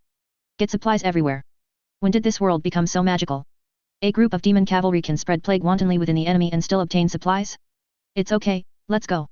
Flora's eyes have long lost their luster, and she doesn't know what the meaning of living is. The goddess has long abandoned her devout believers. Now Flora can only take this group of infected people as close as possible to the sparsely populated western part of the north, and then die on the road due to the curse and plague. At least this will affect the least number of people. I hope Isa and the others are okay. Flora prayed devoutly in her heart. Although she already thought that the goddess would never answer her prayers again, just like her increasingly faint holy light, she still habitually hoped to escape with some of the refugees before Isha was able to survive successfully. Chapter 45. This was the fourth time this year that Jefferson came to Grey White Collar. Looking at the grey-white buildings, neat streets, and busy pedestrians, Jefferson felt somewhat numb. In fact, although Jefferson was also a viscount, the actual territory of Facin Town was much larger than the viscount territory. However, compared with the grey and white collars, Jefferson still felt a little inferior. Because the territory given by Grand Duke Lars was very large, most of it needed to be developed and reclaimed. Perhaps Grand Duke Lars did not expect that the grey and white collars would be reclaimed so quickly. The extremely low taxes have led many merchants in the Champagne market to choose to stay or open branches in grey collar areas. Some shops even allow the use of work points from grey and white collar workers as currency, because in doing so, they can receive special subsidies from the Lord. These measures have made grey collar workers no longer an unprofitable white land in the eyes of businessmen, and many businessmen will even take a detour here. Unknowingly, the grey collar man cut off a large piece of meat in the town of Facin. But Jefferson didn't care much, because at least for now, grey collar and Facin town still have a mutually beneficial relationship, and cooperation is also a win-win model. The previous times Jefferson came to grey white collar because of the sugar trade, but the last time he came to grey white collar was to purchase a large water wheel for grey white collar. The Kiel water wheel had already been copied when Jefferson first came to grey collar. However, after copying the large water wheel, Jefferson found that the cost was actually higher than what grey collar was selling, so he simply gave up the struggle. This time, Jefferson not only came by himself, but also brought with him businessmen and some nobles who had a close relationship with Facin town, because what Linde mentioned in the letter was a large business that was even more profitable than sugar. Thanks to Linde, Germany has always had a good reputation, and Jefferson did not dare to neglect it. Please come this way, Lord Viscount. Lila was still wearing a maid outfit as before, taking on the role of receiving guests, leading Jefferson's team towards Linde's lord's tent. But no one, including Jefferson, dared to look down upon the maid in front of him. Those businessmen who had always been dishonest even put their hands behind their backs to show their gentlemanly demeanor. Because Jefferson had warned her repeatedly before coming, this head maid can be said to be the de facto second in command of the grey white collar. To use an analogy, it is equivalent to the king's secretary. Although she can't usually see people, the grey white collar, specifically the implementation of policies, is all handled by Li La. A group of soldiers walked past the mission in neat goose steps. This group of soldiers all wore split and light plate armor, and the armors were all standard and almost identical, giving the soldiers a solemn aesthetic when they lined up, so much so that Jefferson even took the initiative to slow down and observe the group. Soldier. Ms. Lila, can I ask why your grey and white collar soldiers all wear the same armor? Don't you need to bring your own armor? Jefferson's question may seem strange today, but it was actually very normal in the Middle Ages. Those who followed the nobles to fight, ranging from knights to serfs, needed to prepare their own armor and weapons and distribute them to their soldiers. Those in armor are heretics. These soldiers are professional troops and are supported by the Lord, so their equipment is provided by the Lord. Lila didn't hide anything, but answered Jefferson directly. If there was any army in the Middle Ages that was fully equipped with almost the same equipment, it was the only professional soldiers who were completely off duty. They were usually the king's army or corps, and they were the top batch. Then why not provide real plate armor? Or should this be worn only during training, and then be replaced with full body plate armor during combat? It's no wonder that Jefferson asked so carefully.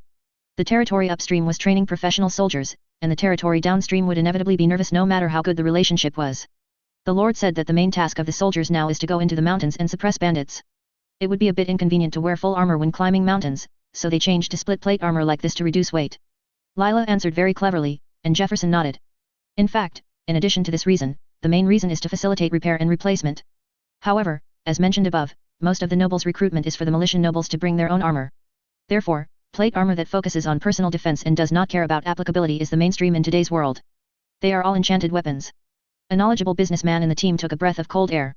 The armors worn by the soldiers in the territory were all enchanted. Although they were the lowest level enchantment spells, it was extremely exaggerated to be able to equip all soldiers.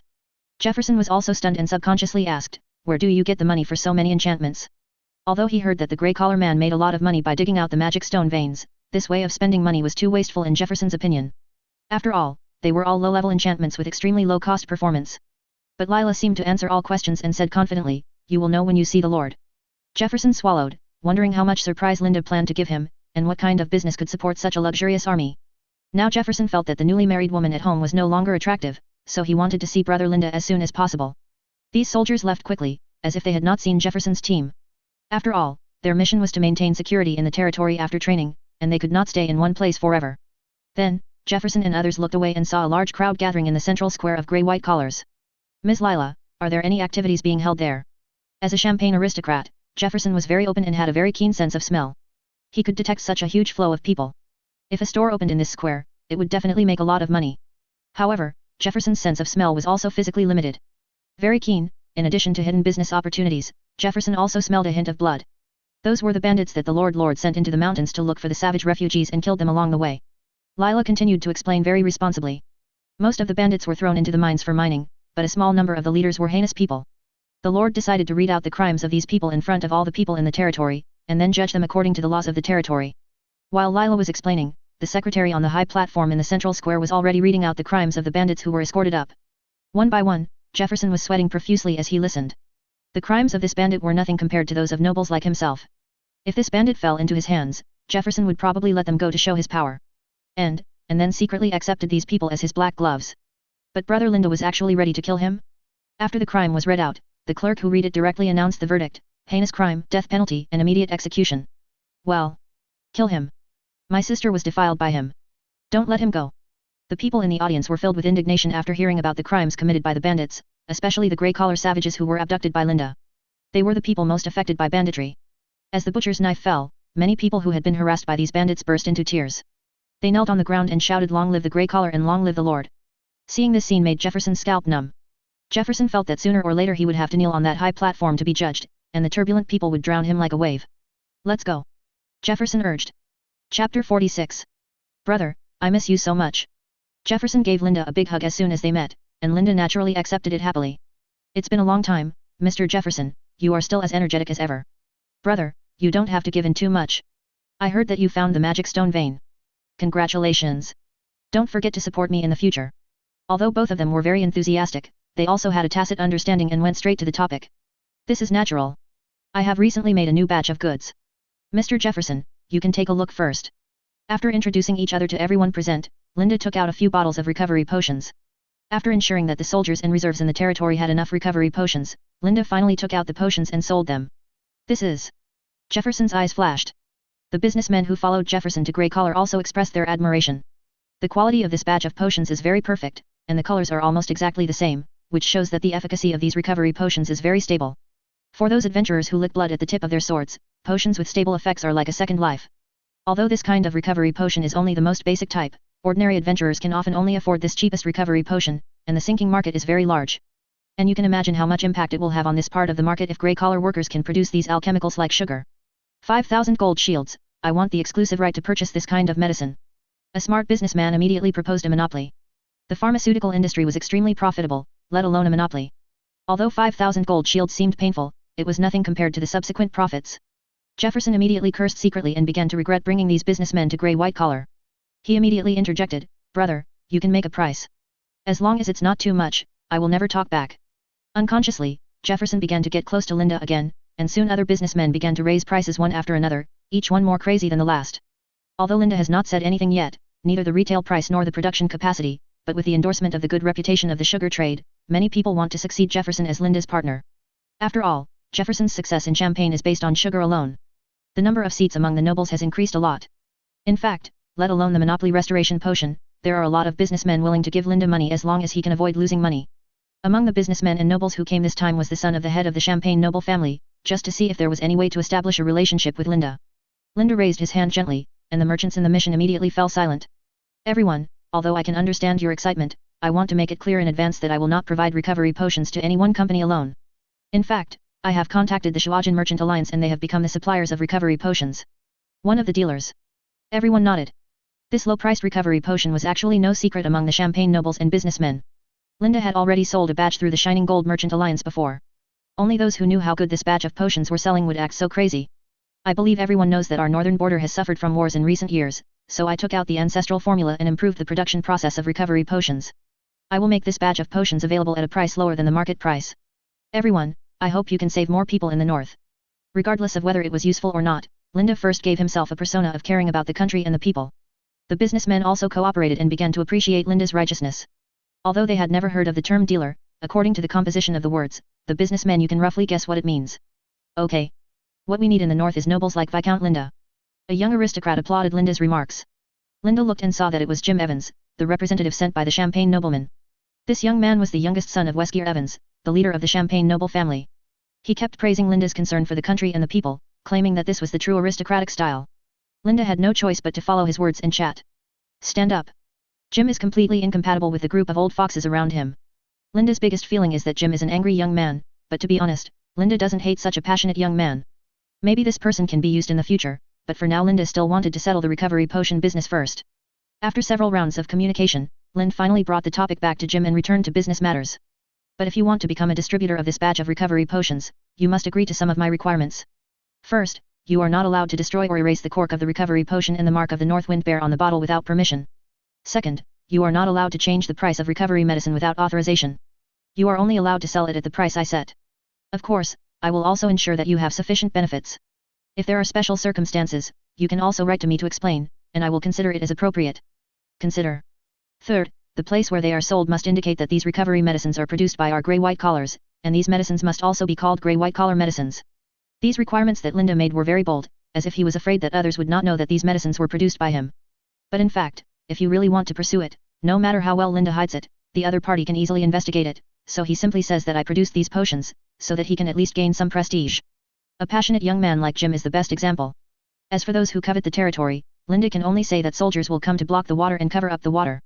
At worst, he will use the elves' banner to pretend to be powerful, implicitly or implicitly implying that this is a technology given to him by the elves, which can screen out a large number of less courageous people.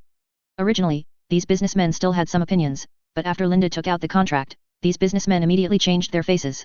Although no one was allowed to eat alone, the purchase price of the medicine was also ridiculously low, plus the recovery medicine for this kind of product that has no worries about marketability. All the businessmen have reached cooperation with grey and white collar workers in a pleasant atmosphere.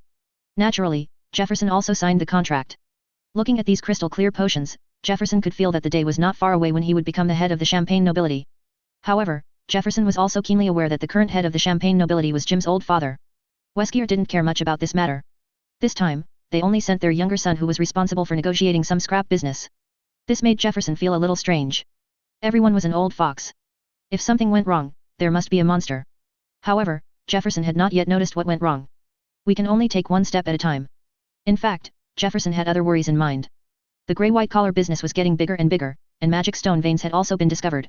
Many people were already eyeing this place.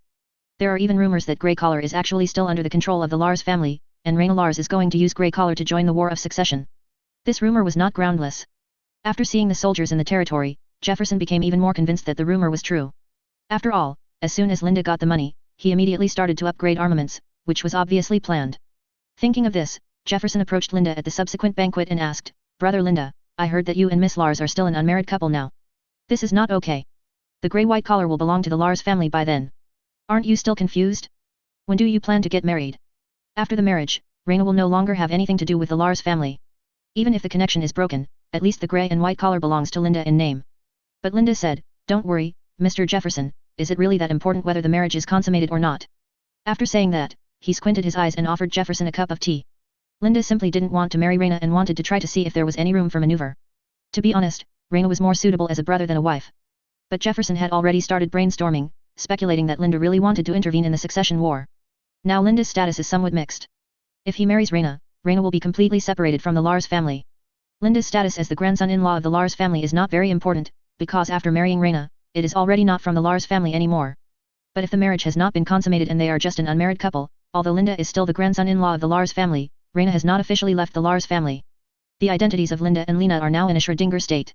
Unless Archduke Lars opens the box, Linde and Lena will always be in a superposition of identities, that is, they are members of the Lars family and they can be cut at any time.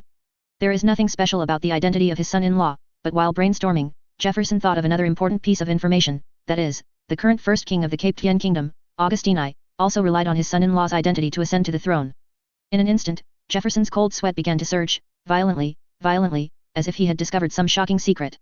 Although Linde did have some thoughts about intervening in the succession war, it was more for defensive purposes, and he didn't know how the previous king came to power, but Jefferson didn't know this. In Jefferson's eyes, he squinted in front of him and drank. Tease Linde has become a terrifying conspirator. But after calming down, Jefferson was relieved. What does this have to do with him? Anyway, all the candidate heirs of the Lars family have already placed their bets, and now they are just adding another bet. Linde watched inexplicably as Jefferson's expression changed from enthusiasm to panic, and finally to calmness, then back to enthusiasm, even more enthusiasm than before. Linde, who had no idea what was going on, could only laugh along with Jefferson. After feasting and feasting, Jefferson began to tell Linde about some of the things that happened in the north. By the way, brother, did you know that a group of demon soldiers entered the northern border? Chapter 47. Demon soldiers? The border troops don't care. Linde frowned. Judging from the memory of the original owner, although the border troops on the northern border were retreating steadily, they were far from collapse. Judging from Linde's shallow military perspective, as long as the Lars family was willing, if we shrink the front line, we can still fight for a long time. After all, the northern border has deep strategic depth and it is difficult to collapse overnight. Upon seeing this, Jefferson began to tell Linde about the Treaty of Surrey that had just been signed. Linde was stunned. In his previous life, Li Hongzhang would not have dared to sign this contract. To use an analogy, it is equivalent to being 30 times behind in the line when playing in the canyon. His teammates took one look at it and said it was 15 o'clock, and then they kidnapped 4 people and made 10 points directly. Ordered on time in 5 minutes, only 2 layers of coating had been eaten, and 1 tower hadn't exploded yet. This may be a bit exaggerated. After all, according to the Treaty of Surrey, at most it can only be regarded as retreating to the second tower, but this is also very outrageous. Even a mercenary aristocrat like Jefferson was dissatisfied. Not only did he lose his territory, he also lost his market. Moreover, those green-skinned demons have been promoting the theory that humans are inferior, and this treaty has made these remarks even more popular. Humans, a race that needs to learn to master magic, are even more inferior than demons. There is even talk that demons should rule humans. Humans only need to obediently accept the rule, but the demons have much more to consider. This made Jefferson, a self-proclaimed nobleman of a noble family, very unhappy, but he had no choice but to discuss the treaty with Linde angrily. Not only that, brother, do you know what this demon army came to the north to do? They came to spread the plague. They captured the nuns and civilians from the Cathedral of Our Lady of Salvation, implanted the plague and curse, and then threw these pus-covered people back to the north, and let this army take care of them to prevent these children of the curse from committing suicide or being dealt with by other nobles. We call it escorting our citizens. These people even include the Holy Lady Flora, who is really intolerable. Jefferson became more and more angry as he spoke, and was so angry that he even threw the cup to the ground. Jim on the side also joined in. He knew more about this treaty, and even began to curse the nobles in the royal capital for their incompetence. Caldic was a deceitful person. Unlike Jefferson, who was sluggish, Jim was more radical and believed that this treaty Grand Duke Si didn't sign, it was just a piece of toilet paper. No, it should be said to be a piece of waste paper. After all, he felt uncomfortable using it to wipe his butt. The frightened Jefferson quickly blocked Jim's mouth. If old Evans heard this, Jim might not be able to avoid a meal of fried meat with bamboo shoots. After all, old Evans had just paid protection money to this group of demons. This is also the attitude of the relatively conscientious nobles in the north. Although they are very angry, there is nothing they can do.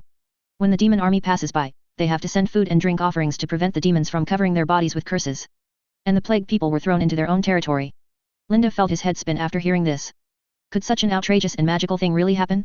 Linde vaguely felt that for some reason, the current king was more prepared for the northern territory than the demons. In order to completely destroy the northern territory, he would not even hesitate to take the lead in betraying the country. This may also be related to the system of the kingdom. Augustine III did not regard the northern border as his own territory at all. Although in fact it is almost the same. But once the precedent of actively betraying vassals is set, will the other Grand Dukes really follow the kingdom willingly? Will they really not die in despair? Linde completely cannot understand why the current Augustine III is so anxious. And I heard that the demon army is already heading in our direction. I also hope that I can prepare more things to entertain the demon army. We can't fight for the moment. Jefferson's expression changed quickly. One second he was filled with righteous indignation, and the next second he was already thinking about how to entertain the other party, especially to persuade Linde to calm down. There is nothing we can do about it. After all, Grey-White Collar is upstream of Faison Town. Once Grey-White Collar is infected with the plague, Faison Town downstream will suffer. The compromised nature of the aristocracy is vividly reflected in Jefferson. Thanks for reminding me, I will prepare well. Linde agreed and clinked glasses with Jefferson and Jim again. Except for Jim, both parties tacitly changed the subject. After discussing some details of resuming the pharmacy business, Linde personally sent Jefferson on board. Looking at the Jefferson caravan floating away, Linde said to the maid beside him, "Call Rena, Miss Isa, and the supervisors over to prepare for an emergency meeting." What Linde has always wanted is to develop secretly, enter the field safely, and preserve his strength. In this way, no matter who wins the War of Succession, the Grey-White Collars can survive rain or shine. In fact, the longer the War of Succession lasts, the more beneficial it will be to the Grey-White Collars who have been absorbing refugees. But he never expected that the front line was resisting the demons, and the rear was resisting the front line, and the Cathedral of Our Lady of Salvation involved the heroine Isa. Linde did not dare to be careless about how to deal with this incoming demon team. Sure enough, Isha, who heard about this incident at the meeting, almost jumped up from the table. How dare they use living people to spread plagues and curses, and the church just turns a blind eye. And even Lady Flora. Isa didn't say any more, her tears couldn't stop flowing. When Isa took the refugees away from the Cathedral of Our Lady of the Rescue, she didn't expect that she would be the one who finally found a way to survive. Isa felt a little guilty for being too gentle. Why didn't she contact the Cathedral of Our Lady of Salvation earlier and ask Saint Flora to bring someone over? In fact, Isa also sent a letter to the Cathedral of Our Lady of Salvation. However, the front line was too chaotic at the time, and it was difficult for the message to be delivered, but this did not prevent Isa from blaming herself. Lina also couldn't accept that the most accessible and important mining area in the north was actually given to the enemy like this. For a while, the atmosphere in the Lord's tent was very depressing. At this moment, Isa seemed to have thought of something and looked up at Linde.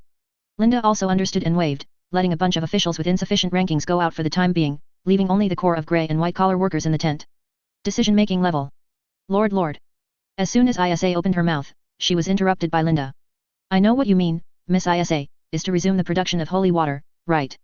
Lori, who was in charge of the army, asked doubtfully, holy water? What holy water? Isn't it a recovery potion? Li La explained beside Lori, in fact, the territory has mastered the method of mass production of holy water. It's just because you are too unreliable that I didn't tell you. No. Lori shook his head with some collapse. Is the holy water you are talking about the holy water? The one that requires a high-level monk to pray for a month to produce a bottle? What if? Lila seemed to have known about this for a long time and accepted it very calmly. Wait. Are there such high-level monks in our territory? Are you kidding me? After all, this is so beyond common sense. It's no wonder that even a simple believer like Lori can't believe it. Even Li La only knows about it. Li La doesn't fully understand how the holy water is made and doesn't know the truth. There are only 4 people in the territory. In the end, Linde had no choice but to say, there is no need to worry about this problem. Just think of it as my fault. Ah. Lori opened his mouth and shouted, wait a minute, the holy water thing is obviously more exaggerated than the demon army and the church saint? Don't you have anything to say? Everyone shook their heads slightly. Seeing this, Lori's expression was as if a lyric was ringing in his ears, the world is isolated and I let him ridicule me. Chapter 48. Not far from the grey-white collar, a whole group of demon soldiers were eating and drinking. There was no way, the human lord was more enthusiastic than originally thought, and the food he sent was not only exquisite, but also impossible to finish. As the leader of this team, Vulcan was directing several human slaves to build a camp while eating barbecue and spreading spices. Thinking back to how those human nobles were groveling, Vulcan felt extremely satisfied. Although the so-called theory of human inferiority has been emphasized above as a tactical necessity, in fact many demons really believe in this theory. Vulcan was originally only dubious, but now he has become a true believer in the theory of human inferiority. It is a pity that such a wealthy land is ruled by humans. It is only right that humans should be ruled by more powerful demons. Boss, don't you need to take care of the previous scout team? A soldier whose belly was bloated lazily asked Vulcan. Vulcan dismissed it and said disdainfully, what does it matter if we let those humans look at them casually? Our team of 20 people is equivalent to 20 professionals on the human side. Those scouts might be here. It depends on what we like to eat, so that the Lord can prepare it well. Ha, the boss is right, I like to eat foie gras. Let the scout team come again later. I will tell them and let their Lord prepare well. Champagne is also good, but beef would be even better. As the soldiers continued to boo, this group of demon soldiers seemed to be on an outing, slumped on the ground and discussing what to eat later. In contrast, there was a deathly silence in the plague team. Flora tore off a corner of her clothes and wrapped the pus-oozing wound of a refugee who was burning all over. In order to prevent the spread of diseases and curses, Flora did not even dare to ask people to fetch water to clean the wounds, because everyone present was infected with severe diseases and curses. If these diseases and curses were spread, Flora would be in danger. Everything you hold on to will be in vain. The only good thing is that because of the hospitality along the way, the demon soldiers did not force the refugees to actively spread the plague. In addition, these soldiers were led by Flora, which allowed Flora to keep marching to the sparsely populated areas in the west. So there has been no large-scale plague so far. However, Flora felt that she was almost at her limit. Those demon soldiers had already noticed that something was wrong, but they were just too lazy to mention it. Next, these demon soldiers would probably execute the order immediately, causing all nearby territories to be infected with plague and curse. After all, if these plagues and curses are not spread, the refugees who are carriers may not be able to hold on. Flora, who wanted to wipe the sweat off her forehead, raised her hand and realized that the abscess on her forehead had broken, so she had to wipe it again and again with her already dirty nun's uniform. Lord Saint, please take a rest. A nun on the side couldn't stand it anymore and wanted to persuade Flora to take a rest first. But Flora did not stop, but condensed the imperceptible holy light in her hand, trying to dispel a little of the curse. I am no longer a saint. Flora wanted to give up. After all, no matter how hard she tried, she could not make these refugees and nuns recover. Helping the refugees stay alive was just helping the evil. For these people infected with the epidemic, death may be the best option. Destination, living is nothing but a carrier of plague and curse. Flora has thought a lot these days, but in the end what she is thinking about is one question, that is, does the goddess really exist? Or is the goddess still alive? Why do those who pray devoutly in the Cathedral of Our Lady of the Rescue get nothing? Response? As a quasi-saint, Flora knows more. The church has not announced a new oracle for a long time, and the goddess's response to believers is getting less and less, and it can even be said that there is almost none. Flora's thoughts were more radical than Isa's. Either the goddess was dead, or the goddess had abandoned the current holy see. But it doesn't matter anymore, the new thoughts will die together with Flora's heavy body.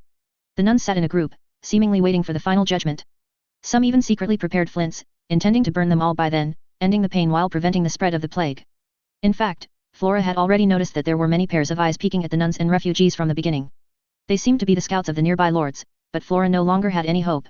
In the past, Flora also imagined there are still lords who have the guts to cross the northern border and send out troops to eliminate these demon soldiers with only 20 people in one go. However, the greater the hope, the greater the disappointment. The lords along the way were more humble towards the demons than the others, and they almost felt like being treated like dogs by the demons written on their faces. And even if a lord really eliminates these demons, there is no way to cure so many plagues and curses. As Flora speculated before, even if the holy water in the holy sea's inventory is taken out, it may not be enough. Unless the goddess sends another miracle. And on the other side, among the grey and white collar workers, the scouts who went to investigate reported the situation of the demon soldiers and the miserable situation of the nuns and refugees at the Notre Dame Cathedral with red eyes. Isa was trembling all over and couldn't say a word. Because the situation of the demons did not involve top secrets, Caroline, who had risen rapidly in her position, also sat next to Leela and listened to the scouts' report. Caroline completely forgot about the anti-war slogan she shouted in the capital, and directly knelt down and said, Lord, I am an excellent student of the Capital Academy and a third-level professional. I request to lead troops to fight. Bet on me, I want to save these people, too. Rena's knights also asked for a fight. As knights of the Lars family, they didn't care about the so-called Treaty of Surti. After all, Grand Duke Lars, the Lord of the North, did not sign the treaty at all. These treaties, it is indeed a piece of waste paper to them. In fact, the moment he got the news, Linde was already ready to fight. Because Isa was there, even if Linde didn't fight, Isa would probably gather a group of her followers to rush over. At worst, another meteorite would fall from the sky. That's it. Everyone present actually had no confidence. Linde fought out of love, but not out of bounds. Linde found many reasons for this battle.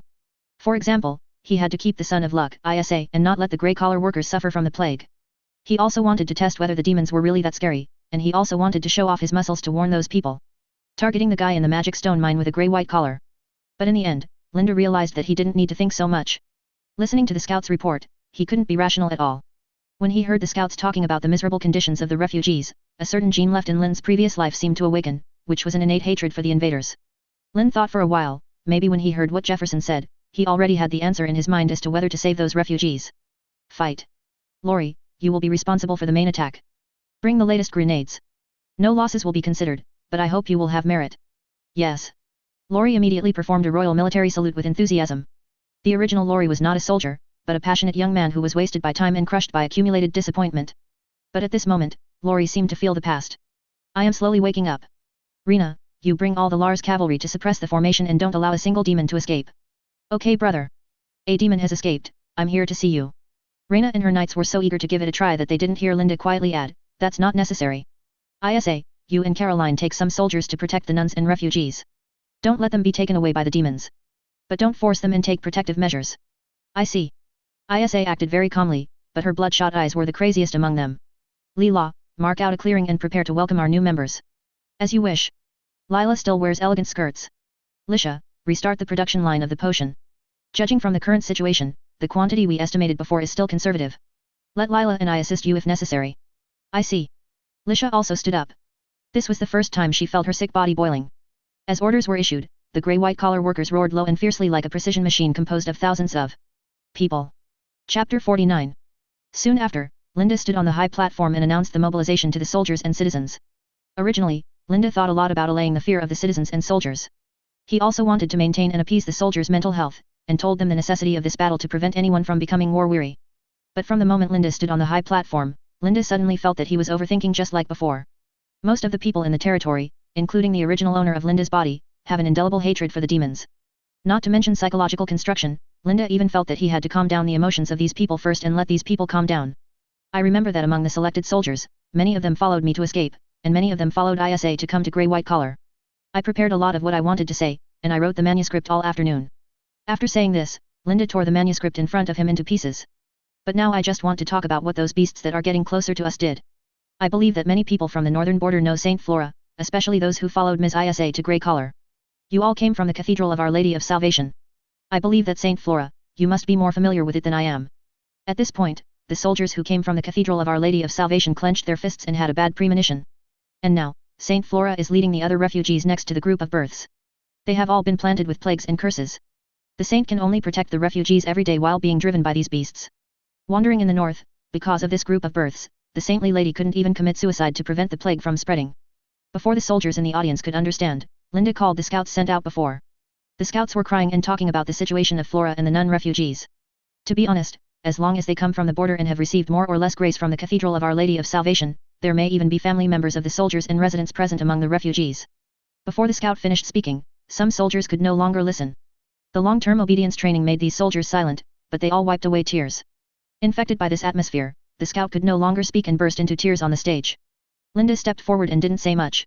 He just stood on the high platform and asked all the soldiers and citizens, "Are you going to fight or not? Hit. Beat him. Kill them all. Kill. Kill." Watching the shouts of kill gradually becoming uniform in the audience, Linde gradually understood why the soldiers of Yingjiang in the previous life suffered from PTSD every day, but Rabbit wished that he had not killed two more. Okay. Then fight. On the other side, because of Bulkin's arrogance, the Grey White Collar scouts had enough opportunities to observe the camp of the demon soldiers. Fortunately, because the plague and curse on the refugees and the nuns were uncontrollable, there was a short distance between the demon soldiers and the refugees, and alchemy powder was used for isolation. This provides a sufficient buffer zone for Grey and White Collar workers to rescue and protect refugees. In fact, the 50 heavy cavalry brought by Reina alone could directly crush these demons. But Linde still chose to let ordinary soldiers who had been trained for a long time go. Because in the war between humans and demons, there are always rumors that everyone in the demons is a professional and ordinary humans are completely unable to defeat them. There is even a myth about being completely invincible. If Linde did not use these ordinary soldiers to defeat the demons head-on, but instead used Reina's heavy cavalry, then there would definitely be people who would argue that only professionals can compete with the demons. In the future, if they really face demons, the mentality of ordinary soldiers will also be affected. What Linde has to do now is to break these myths and break the ideological stamp on ordinary people. The demons are not invincible at all. The so-called demons are all professionals is just an exaggeration by some people with ulterior motives. Demons are indeed able to use specific magic when they reach a certain age. These magics that can be used at birth are called blood magic. But blood magic is fixed, and it is almost difficult for demons with blood magic to learn new spells. This is also the biggest difference between demons and elves. Elves are born with the ability to perceive and mobilize magic. All magic is learned through acquired learning. They are a truly magical race. The demons, on the other hand, are like NPCs who are born with a set of fixed moves. They have no idea what magic is and how to mobilize it. Anyway, I just want to know how to use this magic. Even because the use of blood magic has made the demons naturally dependent on the mobilization of magic power, the use of other magic, whether it is spell models or magic power mobilization, will rely on blood magic, resulting in the cost of learning magic for most talented demons. It is much taller than a human being, and even using other spells other than blood magic will appear quite deformed. Put among humans, these demons are basically the lowest apprentices in the mage tower who only know one or two tricks. They can't even pass the professional rating, but once they arrive on the battlefield, throwing two wind blades can make them become the most powerful ones. Ordinary people are frightened by this existence. The most famous tactic of the demons is to rely on blood magic to harass you from a distance, fight and run at the same time, and wait until you are tired before charging with your sword. This actually exposes the problem of the demons. Although they are all professionals, they are neither able to withstand your arrows like the professional knights, nor can they directly kill you with firepower like the mages. He lay down, but could only harass and consume him. In the end, he had to rely on physical charge to give the opponent a fatal blow. However, the advantages of the demons have now been wiped out by equipment and gunpowder. When the fire gun is successfully developed, it will be a real offensive and defensive type. The grey-white collar team set off, and all the soldiers brought a full set of equipment, including enough grenades and recovery potions. Darcy, who lied about her age, was among them.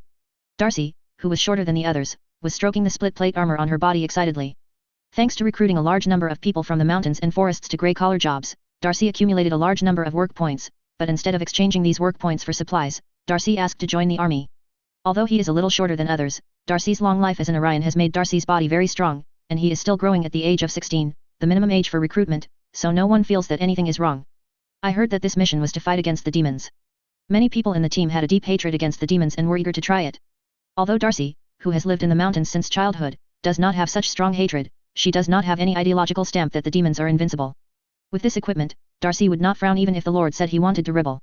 What's more, behind this army are 50 professional heavy cavalry, all of which have undergone military training. These are Linde's knights. Although they do not directly participate in the battle, they are responsible for holding down the formation and preventing any fish that slip through the net from escaping. Linde, who grew up in a peaceful era in his previous life, actually did not know how to fight. It can be said that he knew nothing about war. Apart from watching movies and novels, all he knew about war was watching wars on the sand table. Therefore, Linde planned to hand over the command completely to Lowry, the only veteran in the territory who had fought on the battlefield and commanded operations. Linde himself is only responsible for coordinating and allocating resources. It's actually a bit exaggerated to say this. After all, the opponent is just a 20-man demon army, but the lion fights the rabbit with all his strength. If possible, Linde would like to bring over all the artillery that is still in the experimental stage. Boss, there seems to be a human army coming towards us. A green-skinned demon burped and looked at the army not far away flying the flag of the North Wind Bear. How many people? Are there any professionals? Björken stood up straight and asked the demon soldier who had strengthened his eyes with blood magic. The number of people seems to be about the same as us. They are all infantry. Although they are all wearing armor, there seems to be only one professional among them. After hearing this answer, Vulcan lay down again. There was only one professional, and the number of people was almost the same as his own, and they were all without horses. Wasn't that just a gift? Not to mention that you are a noble demon, both sides are low-level humans. As long as you get on the horse, the combat power of the two sides will not be on the same level. Maybe the nearby lord was stressed and sent a group of soldiers to show off before making contact. Thinking of this, Vulcan yawned and did not notice that in the other direction, Lowry led another group of soldiers to start a roundabout. Boss, something doesn't seem right. The demon soldier who vaguely sensed something was wrong shook Vulcan who had just laid down. What's wrong? Will those soldiers fly? Vulcan scratched his belly that was stretched out from eating too much, and sat up lazily. No, boss, they didn't come in our direction, but in the direction of the refugees. Then we don't have to worry about it anymore? I'm still worried that the human lords are too hospitable and cannot send out these plague curses. After speaking, Vulcan took out a sharpened bone from his waist and picked his teeth. This is a female human collarbone. Vulcan originally liked that female human, and was even very addicted to it. Unfortunately, after listening to the Demon King's theory of human inferiority, Vulcan suddenly felt that the human woman was a little disgusting, so he directly killed. But after killing him, Vulcan felt a little regretful. He picked out the human woman's collarbone, sharpened it and used it as a toothpick. Every time he uses a toothpick, Vulcan feels that he is really dedicated and romantic. Chapter 50. Just as Vulcan was picking his teeth, the scout suddenly said, "Boss, it's bad." Another group of people appeared in the other direction. Vulcan put away the ribs used for picking teeth and asked, "Another professional is leading the team." "That's right, boss, and this professional seems to be weaker. And they use carriages to pull the army." Vulcan was not stupid. He made a little guess in his mind, stood up quickly, and said to the soldiers around him, "Mount your horse, hurry up." Not only did the two teams attack in a pincer-shaped offensive, they were also fully armed. No matter how arrogant Vulcan was, he could still realize that the attackers were evil. And although there is no concept of a pincer offensive, Vulcan knows that there must be one team responsible for separating the demons and refugees, and another team responsible for the main attack. Under the attack from both sides, the demon soldiers will be in a situation where they can neither fight nor retreat. Of course, these are all based on the situation where the two sides are evenly matched in strength. The arrogance that remains in Vulcan's heart always feels that human soldiers are as brittle as tissue paper and will break when touched. Therefore, although he mounted his horse, Vulcan did not go immediately. Defend the area where the refugees are located, but prepare to directly confront the main attacking force on the opposite side. This can be the greatest blow to human confidence. Vulcan's greatest joy during the war was to look at the expressions of despair and terror on human faces and listen to the wails of human beings when they surrendered. Moreover, this is the first human troop Vulcan has encountered after entering the broken snow territory that dares to fight him. It has been a long time since he has enjoyed the feeling of killing, and now, the desire to kill is rising. Even if we take a step back, this group of human soldiers really used some despicable method to win. As long as one demon soldier escapes, it will be a disaster for these humans, and the territory they attack will be waiting to welcome them. The wrath of the Demon King. And all members of Vulcan's team are cavalry. How can a group of infantry capture a group of cavalry? You must know that horses are the mainstream in this world. Therefore, Vulcan's arrogance was completely justified. This arrogance even made Vulcan gradually think lazily, and directly issued an order to actively engage in battle and start charging from a distance. Seeing Vulcan rushing towards him in the distance, Lori was completely confused. Did the opponent not intend to preserve the strength of the war horse at all? He actually started charging from such a distance. This is completely different from the demons that Lori saw on the front line with a certain degree of advance and retreat. For a moment, the experienced Lori even suspected that the other party was cheating. There was nothing that could be done about it. Lori had no idea that the demons that had taken over the territory outside the Broken Snow territory were degenerating at an unimaginable speed, and Vulcan was already the one who was corrupting relatively slowly. But before he had time to think, Lori immediately ordered, "Get off the car, everyone get off the car and prepare to attack." Soon, the soldiers on the carriage quickly got out of the carriage to meet the enemy in an orderly manner, and quickly formed a battle formation. They took out grenades using movements that had been trained countless times and had formed muscle memory, ready to attack these brainless enemies at any time. The demon clan that rushes to kill is a big one. Vulcan, who was not far away, was not blind. Judging from the orderly formation of these humans, he also noticed something was wrong, and immediately began to command the most useful tactics for humans. That is to use blood magic to pull. Most of the demon blood magics are long-range attacks and have very few functions. Although these blood magics, which are only equivalent to low-level spells, have a long range, the actual effective killing distance is about 70 meters, which is similar to that of a bow and arrow. In terms of the ultimate distance, bows and arrows may be longer, but blood magic is not only used by everyone in the demon clan, but it does not require a lot of practice like mounted archery, and it is also very demanding on the physical fitness of the cavalry. Quantitative changes lead to qualitative changes. The overwhelming power of bloodline magic is no worse than that of bows and arrows, and the visual effects are even more exaggerated. This is one of the reasons why the demons can win consecutive battles on the border. But Vulcan's team only has 20 people. Although they are all cavalry, many of them are detective-type blood magic. And when he came into contact with Björken, he realized that the opponent's equipment was too exaggerated. You must know that most of the human soldiers at the border did not even have armor. They only had so-called cotton armor that could not be called armor. Even most of their weapons were pitchforks. Their equipment was similar to the civilians that Vulcan massacred in peacetime. Bloodline: when magic hits the opponent, it causes real damage. But now, Vulcan is facing a group of human soldiers wearing enchanted plate armor. The long-distance wind blade fireball hitting the opposite armor does no harm at all, and these soldiers are not afraid of the fancy blood magic of the demons at all. Not to mention that the battle formation was disrupted, they didn't even take a step back. A sudden fear arose in Vulcan's heart. The arrogance in his heart made him not intend to retreat, and his long-term combat experience immediately gave him a new idea. Since he couldn't break the defense from a long distance, he should get closer. Bloodline magic is the same as ordinary magic. Its power decreases with distance. When it is about 20 or 30 meters away, bloodline magic can exert its full power. Even if the opponent's plate armor is enchanted, it is not a full-body plate armor after all. It seems some defense is sacrificed for mobility, and blood magic may still cause some damage. The demons were all cavalry. Even though they were 20 or 30 meters away, Vulcan believed that he could just fly a kite with his own mobility. So Vulcan asked the soldiers around him to stop casting spells immediately and continue to charge. The maximum effective throwing distance of the grenade is about 40 to 50 meters, but Lowry is not in a hurry. He knows very well that the opponent is a cavalry. The soldiers on his side have almost no mobility, so it is difficult to retain the opponent.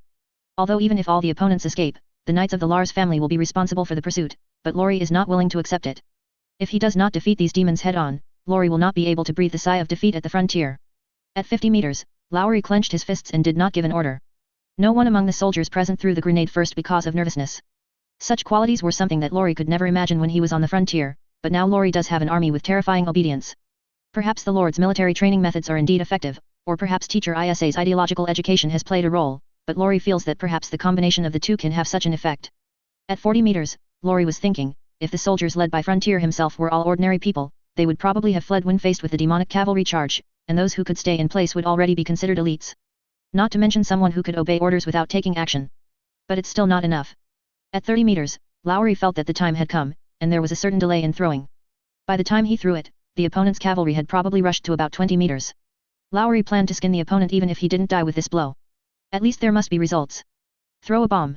Following Lowry's order, the soldiers pulled out the fuse and threw the grenades in uniform movements.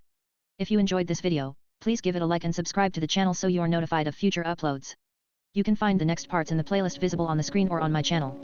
Thank you for watching, and I'll see you in the next one.